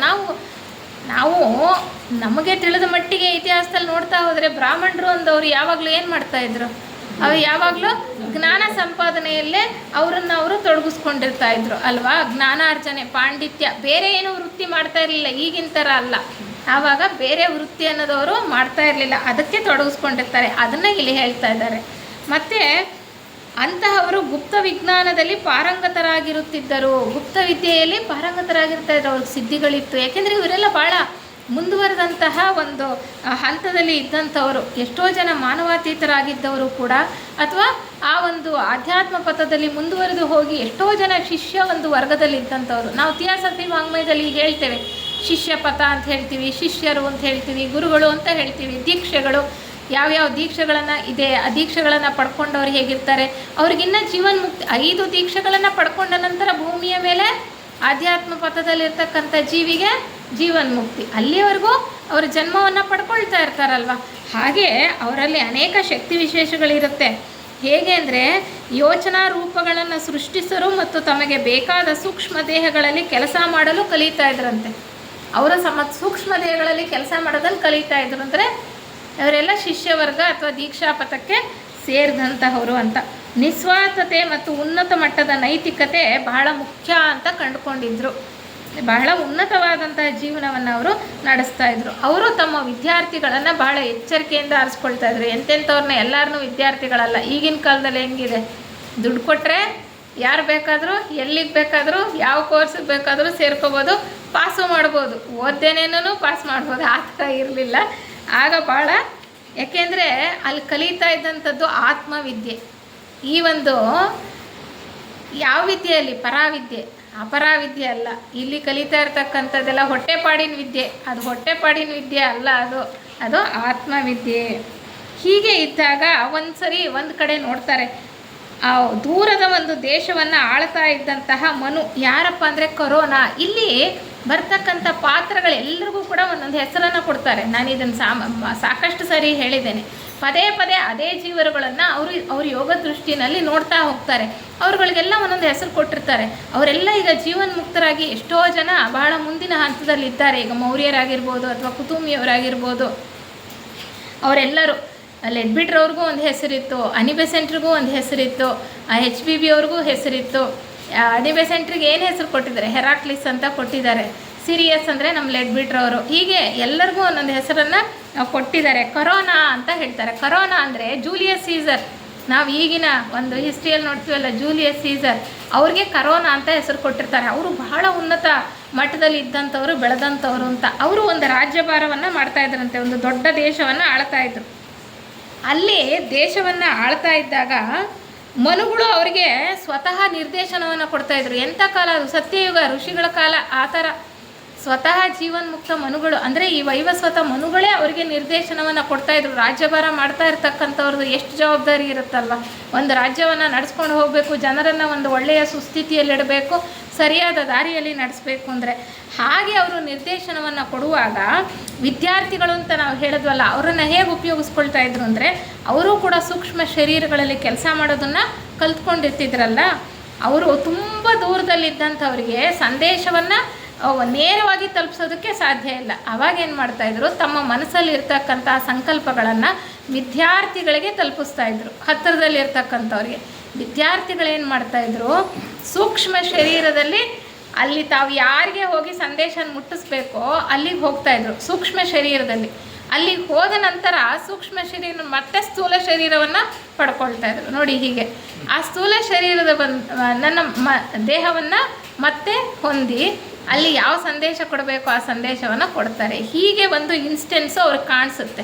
ಕೊರೋನಾ ಅಂದರೆ ಜೂಲಿಯಸ್ ಸೀಸರ್, ಅವರು ಒಂದು ಚಕ್ರಾಧಿಪತ್ಯದಿಂದ ಚಕ್ರವರ್ತಿ ಆಗಿರ್ತಾರೆ. ಮನುಗಳು ಅವ್ರಿಗೆ ಒಂದು ಸಂದೇಶವನ್ನು ಕಳಿಸ್ಬೇಕಾಗಿರುತ್ತೆ. ಅವ್ರು ಭಾಳ ದೂರ ಇರೋದ್ರಿಂದ ನೇರವಾಗಿ ಕಳಿಸೋಕ್ಕಾಗೋದಿಲ್ಲ. ಒಬ್ಬ ವಿದ್ಯಾರ್ಥಿಯ ಮೂಲಕ ಕಳಿಸ್ತಾರೆ. ಆ ವಿದ್ಯಾರ್ಥಿ ಸೂಕ್ಷ್ಮ ದೇಹದಲ್ಲಿ ಅಲ್ಲಿಗೆ ಹೋಗಿ ತಲುಪ್ತಾರೆ, ಅವರಿರೋ ಜಾಗಕ್ಕೆ. ನಂತರ ಸ್ಥೂಲ ದೇಹವನ್ನು ಧರಿಸಿ ಅವ್ರಿಗೆ ಯಾವ ಒಂದು ಸಂದೇಶವನ್ನು ತಲುಪಿಸ್ಬೇಕೋ ಹಾಗೆ ತಲುಪಿಸ್ತಾಯಿದ್ರು. ನಮ್ಮ ಥರ ಮೊಬೈಲ್ ಇರಲಿಲ್ಲ, ಯಾವುದೊಂದು ಸಂದೇಶನ ತಲುಪಿಸ್ಬೇಕು ಅಂದರೆ ಅಲ್ವಾ. ಅಲ್ಲಿ ನೋಡಿ ಅವ್ರಿಗಿದ್ದಂತಹ ಶಕ್ತಿ ಸಾಮರ್ಥ್ಯಗಳು, ಅಂತರಂಗದ ಶಕ್ತಿ ವಿಶೇಷಗಳಿಂದಲೇ ಕೆಲಸ ಕಾರ್ಯಗಳನ್ನು ಮಾಡ್ತಾಯಿದ್ರು ಅಂತ ಹೇಳ್ತಾರೆ. ಅಂದರೆ ಯಂತ್ರೋಪಕರಣಗಳು ಅಷ್ಟರ ಮಟ್ಟಿಗೆ ಬೆಳೆದಿರಲಿಲ್ಲ ಆ ಸತ್ಯಯುಗದಲ್ಲಿ. ಅಂದರೆ ನಾವು ಅಂದ್ಕೊಳ್ಳೋದು ಪ್ರಾರಂಭ ಕಾಲದಲ್ಲಿ 5ನೇ ಮಹಾವಂಶದಲ್ಲಿ ಟೆಕ್ನಾಲಜಿ ಅನ್ನೋದು ಅಷ್ಟೊಂದು ಮುಂದುವರೆದಿರಲಿಲ್ಲ ಈಗಿನ ಕಾಲದ ಥರ. ಯಾಕೆ ಅಂತಂದರೆ ಅಲ್ಲಿ ಜನ ಸಾಮಾನ್ಯವಾಗಿ ಬಹಳ ಸರಳವಾಗಿರ್ತಾಯಿದ್ರು. ತಮ್ಮ ಕೆಲಸಗಳನ್ನು ತಮ್ಮ ಹಸ್ತಗಳಿಂದ ಸ್ವಂತ, ಈಗಿನ ಥರ ಮಷಿನರಿ ಅಲ್ಲ, ಸ್ವಂತ ತಮ್ಮ ಕೈಯಲ್ಲೇ ಕೆಲಸ ಮಾಡ್ಕೊಂಡು ನಾವು ಇತ್ತೀಚಿನ ದಿನಗಳಲ್ಲಿ ಎಷ್ಟೋ ನೋಡಿದ್ದೀವಲ್ವ. ಹಾಗೆ ಬರ್ತಾ ಬರ್ತಾ ಅಂತೂ ಈಗ ಬಹಳ ವೇಗವಾಗಿ ಟೆಕ್ನಾಲಜಿ ಅನ್ನೋದು ಮುಂದುವರೆದು ನಾವು ಆಫೀಸಲ್ಲಿ ಕೂತಿದ್ರು ಮನೆಯಲ್ಲಿ ಡೋರ್ ಓಪನ್ ಮಾಡ್ಬೋದು, ಡೋರ್ ಕ್ಲೋಸ್ ಮಾಡ್ಬೋದು, ಅಂಥ ರಿಮೋಟ್ ಇಟ್ಕೊಂಡು ಅಂಥ ಯುಗ ಬಂದಿದೆ. ಆದರೆ ಅಲ್ಲಿ ಹೇಳ್ತಾರೆ ಭಾಳ ಸರಳವಾಗಿದ್ದರು, ಹಸ್ತದಿಂದಲೇ ಅವ್ರು ಕೆಲಸ ಮಾಡ್ತಾಯಿದ್ರು. ಅಲ್ಲಿಯ ಜನ ಅಟ್ಲಾಂಟಿಸ್ ಖಂಡದಲ್ಲಿದ್ದಷ್ಟು ವಿಪರೀತ ಸುಖಭೋಗಗಳಲ್ಲಿ ಮುಳುಗು ಹೋಗಿರಲಿಲ್ಲ. ಮುಳುಗು ಹೋಗದಲ್ಲೇ ಇರೋ ಹಾಗೆ ಮನುಗಳು ನೋಡ್ಕೊಂಡಿದ್ರು. ಯಾಕೆಂದರೆ ಅವರಿಗೆ ಅಷ್ಟೊಂದು ಸುಖ ಲೋಲುಪ್ತತೆ ಕೊಟ್ಬಿಟ್ರೆ ಅವರು ಆಧ್ಯಾತ್ಮಿಕವಾಗಿ ವಿಕಾಸ ಆಗಲ್ಲ, ಈ ಕಡೆ ಒಲವು ಬರೋದಿಲ್ಲ, ಅದರಲ್ಲೇ ಅವರು ಮತ್ತೆ ಅಡ್ಡದಾರಿಯನ್ನು ಹಿಡಿತಾರೆ ಅನ್ನೋ ಒಂದು ಉದ್ದೇಶಕ್ಕೆ ಅವರ ಇಚ್ಛೆ ಆಗಿತ್ತು ಅಂತ ಕಾಣಿಸುತ್ತೆ. ಅದಕ್ಕೋಸ್ಕರ ಅಲ್ಲಿ ಯಂತ್ರೋಪಕರಣಗಳಾಗಲಿ ಟೆಕ್ನಾಲಜಿ ಅಷ್ಟೊಂದು ಮುಂದುವರೆದಿರಲಿಲ್ಲ ಅಂತ ಹೇಳ್ತಾ ಬರ್ತಾರೆ. ಹೀಗೆ ಇನ್ನು ಕೆಲವು ವಿಚಾರಗಳನ್ನು ಅವರು ನಮಗಿಲ್ಲಿ ಹೇಳ್ತಾ ಬರ್ತಾರೆ. 60,000 ಕ್ರಿಸ್ತಪೂರ್ವ 60,000 ವರ್ಷದಲ್ಲಿ ಪ್ರಾರಂಭ ಆದಂತಹ ಆರ್ಯ ಜನಾಂಗ ಹೆಚ್ಚಿನ ಜನಸಾಂದ್ರತೆಯನ್ನು ಹೊಂದುತ್ತಾ ಒಂದು ರಾಜ್ಯವಾಗಿ ಬೆಳೆಯುತ್ತೆ. ನಾನು ಹೇಳಿದೆ 60 ಲಕ್ಷ ವರ್ಷಗಳ ಹಿಂದೆ ಪ್ರಾರಂಭವಾಗಿತ್ತು. 60,000 ವರ್ಷದ ಹೊತ್ತಿಗೆ ಒಂದು ರಾಜ್ಯ ಆಗುವಷ್ಟು ಇವ್ರ ಜನಸಂಖ್ಯೆ ಬೆಳೆಯುತ್ತೆ. ಗೋಬಿ ಸಮುದ್ರವನ್ನು ಸುತ್ತುವರೆದಿರುತ್ತೆ. ಹೀಗೆ ಅಭಿವೃದ್ಧಿ ಹೊಂದುತ್ತಾ ಇದ್ದಂತಹವರು, ನಾವು ನೋಡಿದ್ವಲ್ಲ ಈಗ ಈ ಮಹಾನಗರದಲ್ಲಿ ಇದ್ದಂಥವರು, ಆ ಒಂದು ಪ್ರತ್ಯೇಕವಾಗಿ ವಿಕಾಸದಲ್ಲಿ ಮುಂದುವರಿತಾ ಇದ್ದಂಥವರು ಜನಸಂಖ್ಯೆ ಜಾಸ್ತಿ ಆದಮೇಲೆ ಅವರು ಭೂಮಿಯ ಮೇಲಿನ ಬೇರೆ ಬೇರೆ ಸ್ಥಳಗಳಿಗೆ ಹೋಗ್ತಾರೆ ಅಂತ ಹೇಳ್ತಾರೆ. ವಿವಿಧ ರಾಷ್ಟ್ರಗಳಿಗೆ ಅನೇಕ ತಂಡಗಳು ಹೊರಟು ಬೇರೆ ಬೇರೆ ಪ್ರದೇಶಗಳಲ್ಲಿ ಅಲ್ಲಿ ಹೋಗಿ ಆರ್ಯರ ಸಾಮ್ರಾಜ್ಯವನ್ನು, ರಾಜ್ಯಗಳನ್ನು ಸ್ಥಾಪನೆ ಮಾಡ್ತಾರೆ ಅಂತ. ಮುಂದಿನ ಎಲ್ಲ ಆರ್ಯ ರಾಷ್ಟ್ರಗಳಿಗೂ ಇದೇ ಮೂಲ. ಯಾವುದು ಮೂಲ? ಈ ಶ್ವೇತದ್ವೀಪದ ಸುತ್ತ ಇತ್ತಲ್ಲ, ಶ್ವೇತದ್ವೀಪದ ನಗರ ಮತ್ತು ಅಲ್ಲಿ ಮಹಾನಗರದಲ್ಲಿ ನಡೀತಾ ಇತ್ತಲ್ಲ ವಿಕಾಸ, ಮನುವಿನ ಒಂದು ಆಳ್ವಿಕೆಯಲ್ಲಿ ಅವರೇ ಮೂಲ. ಆರ್ಯ ಜನಾಂಗಕ್ಕೆ ಅವರೇ ಮೂಲ. ಕ್ರಿಸ್ತಪೂರ್ವ 40,000 ವರ್ಷದಿಂದೀಚೆಗೆ ಅನೇಕ ಗುಂಪುಗಳು ಬೇರೆ ಬೇರೆ ಕಡೆ ನೆಲೆಸಿ ಆರ್ಯರ ಉಪವಂಶಗಳನ್ನು ಸ್ಥಾಪನೆ ಮಾಡ್ತಾ ಬರ್ತಾರೆ. ಆರ್ಯರ ಉಪವಂಶಗಳು ಅದನ್ನು ನೋಡ್ತಾ ಹೋಗೋಣ ಮುಂದೆ ನಾವು ತರಗತಿಗಳಲ್ಲಿ.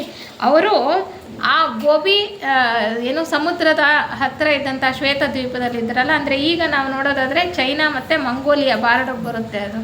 ಅಲ್ಲಿಂದ ಜನ ಬೇರೆ ಬೇರೆ ಕಡೆ ಪಶ್ಚಿಮ ದಿಕ್ಕಿಗೂ ಹೋಗ್ತಾರೆ, ಪೂರ್ವಕ್ಕೂ ಬರ್ತಾರೆ, ಕೆಳಗಡೆ ಭಾರತಕ್ಕೂ ಬರ್ತಾರೆ. ಭಾರತ ದೇಶಕ್ಕೂ ಹಲವಾರು ದೊಡ್ಡ ದೊಡ್ಡ ಗುಂಪುಗಳು ಬಂದು ಅಲ್ಲಿದ್ದ ಜನರನ್ನು ಸೋಲಿಸಿ ತಮ್ಮ ವಶ ಮಾಡಿಕೊಂಡು, ಅಂದರೆ ಅಲ್ಲಿ ಮೊದಲು ಈ 4ನೇ ಮಹಾವಂಶದ ಬೇರೆ ಬೇರೆ ಉಪವಂಶದವರು ಇದ್ದರು ಭಾರತ ದೇಶದಲ್ಲೂ ಕೂಡ. ಅಲ್ಲಿಗೆ ಆರ್ಯನರು ಬಂದ ಮೇಲೆ ಅವ್ರ ಮೇಲೆ ಯುದ್ಧ ಮಾಡಿ ಕೆಲವು ಪ್ರದೇಶಗಳನ್ನು ಅವರು ವಶಪಡಿಸ್ಕೊಂಡು ಅವರ ರಾಜ್ಯವನ್ನು ಸ್ಥಾಪನೆ ಮಾಡ್ತಾ ಹೋಗ್ತಾರೆ. ನಾವು ಹಿಸ್ಟ್ರಿ ನೋಡ್ತಾ ಹೋದರೆ ಗೊತ್ತಾಗುತ್ತೆ. ಹೀಗೆ ಮೂಲ ಜನಾಂಗ ಏನಿದೆ, ಆರ್ಯನರ ಮೂಲ ಜನಾಂಗ ಇದೆಯಲ್ಲ, ಅದು ಎಲ್ಲ ಕಡೆಗಳಿಗೂ ಹರಡಿತು. ಈ ಕಡೆ ಪಶ್ಚಿಮಕ್ಕೂ ಹೋಯಿತು, ಈ ಕಡೆ ದಕ್ಷಿಣಕ್ಕೆ ಭಾರತಕ್ಕೆ ಬಂದರು, ಈ ಕಡೆ ಪೂರ್ವಕ್ಕೆ ಹೋದರು. ಎಲ್ಲಿವರೆಗೂ ಹೋಗ್ತಾರೆ ಅಂದರೆ ಚೀನಾ ಮತ್ತು ಜಪಾನ್ ದೇಶಗಳವರೆಗೂ ಹರಡ್ತಾರೆ. ಅಲ್ಲಿ ಮಂಗೋಲಿಯನ್ ವಂಶದವರು ಇದ್ದರು ಅಂತ ಹೇಳ್ತಾರೆ. ಚೀನಾ ಮತ್ತು ಜಪಾನಲ್ಲಿ ಮಂಗೋಲಿಯನ್ ಅವರು ಯಾರಪ್ಪ ಅಂದರೆ 4ನೇ ಮಹಾವಂಶದ 7ನೇ ಉಪವಂಶದವರಂತೆ. ಅವರು ಕೊನೆಯ ಉಪವಂಶದವರು ಅಲ್ಲಿದ್ದರು. ಅಲ್ಲಿಗೆ ಹೋಗ್ತಾರೆ. ಅಟ್ಲಾಂಟಿಯನ್ ಮಹಾವಂಶದ 7ನೇ ಉಪವಂಶಕ್ಕೆ ಸೇರಿದವರು. ಆರ್ಯವಂಶೀಯರು ಉತ್ತರ ಮತ್ತು ಪೂರ್ವ ದಿಕ್ಕುಗಳ ಕಡೆಗೆ ಸಾಗ್ತಾ ಅತೀವ ಶೈತ್ಯ ಪ್ರದೇಶಗಳನ್ನು ಮುಟ್ಟುವವರೆಗೂ ಕೂಡ ತಮ್ಮ ದಂಡಯಾತ್ರೆಯನ್ನು ಮುಂದುವರಿಸ್ತಾ ಹೋಗ್ತಾರೆ. ಆಮೇಲೆ ಫಾರ್ಮೋಸಾ ಚಕ್ರಾಧಿಪತ್ಯದಲ್ಲಿದ್ದಂತಹ ಅಟ್ಲಾಂಟಿಯನ್ ಮಹಾವಂಶದ 5ನೇ ಉಪವಂಶದವರಾದ ಟುರೇನಿಯನ್ನರವನನ್ನು ಮತ್ತು ಸಯಾಮ್ನಲ್ಲಿದ್ದ 2ನೇ ಉಪವಂಶದವರಾದ ಟ್ಲವೆಟ್ಲಿ ಗುಂಪಿನವರನ್ನು ಸೋಲಿಸಿ ತಮ್ಮ ಚಕ್ರಾಧಿಪತ್ಯವನ್ನು ಸ್ಥಾಪಿಸ್ಕೊಳ್ತಾರೆ. ಅಂದರೆ ಅವರೆಲ್ಲ ಅಟ್ಲಾಂಟಿಯನ್ ಮಹಾವಂಶದ ಬೇರೆ ಬೇರೆ ಉಪವಂಶಗಳಿಗೆ ಸೇರಿದಂಥವರು ಬೇರೆ ಬೇರೆ ಪ್ರದೇಶಗಳಲ್ಲಿ ಅವರವರು ರಾಜ್ಯಗಳನ್ನು ಕಟ್ಟಿಕೊಂಡು ರಾಜ್ಯಭಾರ ಮಾಡ್ತಾ ಇರ್ತಾರೆ. ಇವರು ಸಾಕಷ್ಟು ಜನಸಂಖ್ಯೆಯಲ್ಲಿ ಬೆಳೆದ ನಂತರ ಆ ಪ್ರದೇಶಗಳಿಗೆ ಹೋಗ್ತಾರೆ. ಅಲ್ಲಿ ಅವರನ್ನು ಸೋಲಿಸಿ ಅವರ ಚಕ್ರಾಧಿಪತ್ಯವನ್ನು ಪ್ರಾರಂಭವನ್ನು ಮಾಡ್ತಾ ಹೋಗ್ತಾರೆ. ಹೀಗೆ ಅವರು ಸುಮಾತ್ರ ಜಾವಾ ದ್ವೀಪಗಳನ್ನು ಒಳಪಡಿಸ್ಕೊಳ್ತಾರೆ. ಅಲ್ಲಿಯ ಜನ ಅಂದರೆ 4ನೇ ಮಹಾವಂಶಕ್ಕೆ, ಅಟ್ಲಾಂಟಿಯನ್ ಮಹಾವಂಶಕ್ಕೆ ಸೇರಿದವರು ಇವರನ್ನ 5ನೇ ಮಹಾವಂಶದವ್ರನ್ನ ಬಿಳಿ ಚರ್ಮದ ದೇವತೆಗಳು ಅಂತ ಸ್ವಾಗತ ಮಾಡ್ತಾರಂತೆ. ಹಾಗೆ ಅಂದರೆ ಇವರು ಭಾಳ ಮುಂದುವರೆದಿದ್ದಂಥವರು, ಉತ್ತಮ ಒಂದು ಜ್ಞಾನವನ್ನು ಪಡೆದಿದ್ದಂಥವ್ರು ಅನ್ನುವ ರೀತಿಯಲ್ಲಿ. ಹಾಗೆ ಇವರು ಹೇಳ್ತಾರೆ, ಹೀಗೆ ಅವರು ಮಲೇಷ್ಯಾ, ಪರ್ಯಾಯ ದ್ವೀಪ, ಫಿಲಿಪೀನ್ಸು, ಲ್ಯಾಚು ದ್ವೀಪ ಮತ್ತು ಪಾಪುವಾ ದ್ವೀಪ ಎಲ್ಲ ಕಡೆ ಹೋಗಿ ಇವರು ನೆಲೆಸ್ತಾರೆ. ಆರ್ಯನರು ಬೇರೆ ಬೇರೆ ಗುಂಪುಗಳಾಗಿ ಬೇರೆ ಬೇರೆ ದೇಶಗಳಿಗೆ ಎಲ್ಲ ಕಡೆನೂ ಹೋಗಿ ನೆಲೆಸ್ತಾರೆ. ಆಸ್ಟ್ರೇಲಿಯಾ ಖಂಡಕ್ಕೂ ಹೋಗ್ತಾರೆ.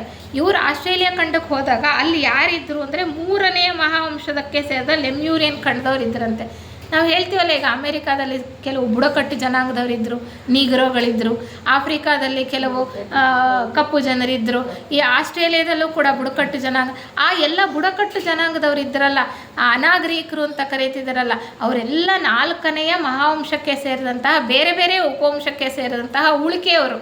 ಕೆಲವರು ಮಾತ್ರ ಉಳ್ಕೊಂಡಿರ್ತಾರಲ್ಲ ಅಲ್ಲಿ ಇಲ್ಲಿ, ಈಗಲೂ ಕೂಡ ನಾವು ನೋಡ್ಬೋದಾಗಿದೆ. ಕೆಲವು ಪ್ರದೇಶಗಳಲ್ಲಿ ಈಗಲೂ ಕೂಡ ಇದ್ದಾರೆ, ಅವ್ರು ಇನ್ನೂ ವಿಕಾಸ ಈಗಲೂ ಕೂಡ ಹೊಂದುತ್ತಾ ಇದ್ದಾರೆ ಅನ್ನುವಂಥ ರೀತಿಯಲ್ಲಿ ನಮಗೆ ಹೇಳ್ತಾ ಬರ್ತಾರೆ.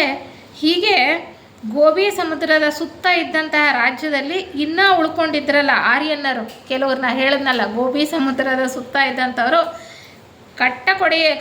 ಕೊಟ್ಟ ಕೊನೆಯಲ್ಲಿ ಲಾಸ್ಟ್ ಅವರೇನೆ ಕ್ರಿಸ್ತಪೂರ್ವ 9564ನೇ ಇಸ್ವಿನಲ್ಲಿ ಪ್ರೊಸೈಡನಸ್ ದ್ವೀಪ ಅಂತ ಇರುತ್ತೆ. ಅದು ಮುಳುಗೋಗೋದಕ್ಕೆ ಮುಂಚೆ ಅವ್ರನ್ನೆಲ್ಲರನ್ನೂ ಕೂಡ ಭಾರತ ದೇಶದಲ್ಲಿ ನೆಲೆಸಿದ್ದಂತಹ, ಮುಂಚೆ ಬಂದು ನೆಲೆಸಿದ್ರಲ್ಲ ಆರ್ಯನ್ನರು, ಅವ್ರ ಜೊತೆಗೆ ಸೇರಿಸ್ತಾರೆ. ಅದು ಪೊಸೈಡನಸ್ ಅನ್ನೋದು ಅಟ್ಲಾಂಟಿಸ್ ಖಂಡದ ಒಂದು ಭಾಗ ಆಗಿತ್ತು. ಆವಾಗ ಮುಂಚೆ ಅಲ್ಲಿ ಇದ್ದಂಥದ್ದು 4ನೇ ಮಹಾವಂಶದ ಜನರು ಇರ್ತಾರೆ. ಆಮೇಲೆ ಇವರು ಆ ದ್ವೀಪ ಕೂಡ ಮುಳುಗೋಗುತ್ತೆ. ಆ ದ್ವೀಪ ಮುಳುಗೋಗೋದಕ್ಕೆ ಮುಂಚೆ ಇವರನ್ನ ಭಾರತ ದೇಶಕ್ಕೆ ಕಳಿಸ್ತಾರೆ. ಅದಕ್ಕೆ ಈ ಮೂಲ ಗುಂಪಿನವರನ್ನು ಥಿಯಾಸಫಿಯ ಸಾಹಿತ್ಯದಲ್ಲಿ ಸಾಧಾರಣವಾಗಿ 1ನೇ ಉಪವಂಶದ ಆರ್ಯನ್ನರು ಅಂತ ಕರೀತಾರೆ. ಅಂದರೆ ಭಾರತ ದೇಶಕ್ಕೆ ಬಂದವರು ಸೇರಿಕೊಳ್ತಾರೆ. ಇವರೇ 5ನೇ ಮಹಾವಂಶದ 1ನೇ ಉಪವಂಶದವರು ಅಂತ ನಾವು ಅಷ್ಟು ತಿಳ್ಕೊಂಡ್ರೆ ಸಾಕು. ಹೀಗೆ ಭಾರತ ದೇಶದಲ್ಲಿ ಬಂದು ನೆಲೆಸಿದ ಆರ್ಯರು ಏಷ್ಯಾ ಖಂಡದ ಮೂಲ ವಂಶದಿಂದ ಹೊರಟು ಬಂದವರಾದ್ದರಿಂದ ಅವರನ್ನು 1ನೇ ಉಪವಂಶಕ್ಕೆ ಸೇರಿದವರು ಅಂತ ಅವರು ಹೇಳತಕ್ಕಂಥದ್ದು. ಇಷ್ಟು ವಿಚಾರಗಳನ್ನು ನಮಗೆ ಅಧ್ಯಾಯ 16ರಲ್ಲಿ ಅವರು ಹೇಳ್ತಾ ಬರ್ತಾರೆ. ಅಂದರೆ ಎಷ್ಟು ವೈಭವಯುತವಾಗಿತ್ತು ಶ್ವೇತದ್ವೀಪದಲ್ಲಿದ್ದಂತಹ ನಗರ, ಅದರ ಸುತ್ತ ಇದ್ದಂತಹ ನಗರ ನಾಗರಿಕತೆಯಲ್ಲಾಗಲಿ ಅಥವಾ ಜನಜೀವನರ ಒಂದು ಮನಸ್ಥಿತಿಯಲ್ಲಾಗಲಿ ಎಷ್ಟು ಉನ್ನತ ಮಟ್ಟದ ಒಂದು ಜೀವನವನ್ನು ಅವರು ನಡೆಸ್ತಾ ಇದ್ರು ಪ್ರಾರಂಭ ಕಾಲದಲ್ಲಿ ಅನ್ನೋದನ್ನು ನಾವು ಈ ಒಂದು ಅಧ್ಯಾಯದಲ್ಲಿ ಅವರು ಕೊಟ್ಟಿರ್ತಕ್ಕಂಥ ವಿಚಾರಗಳಲ್ಲಿ ತಿಳ್ಕೊಳ್ಬೋದಾಗಿದೆ. ಎಲ್ರಿಗೂ ಧನ್ಯವಾದ.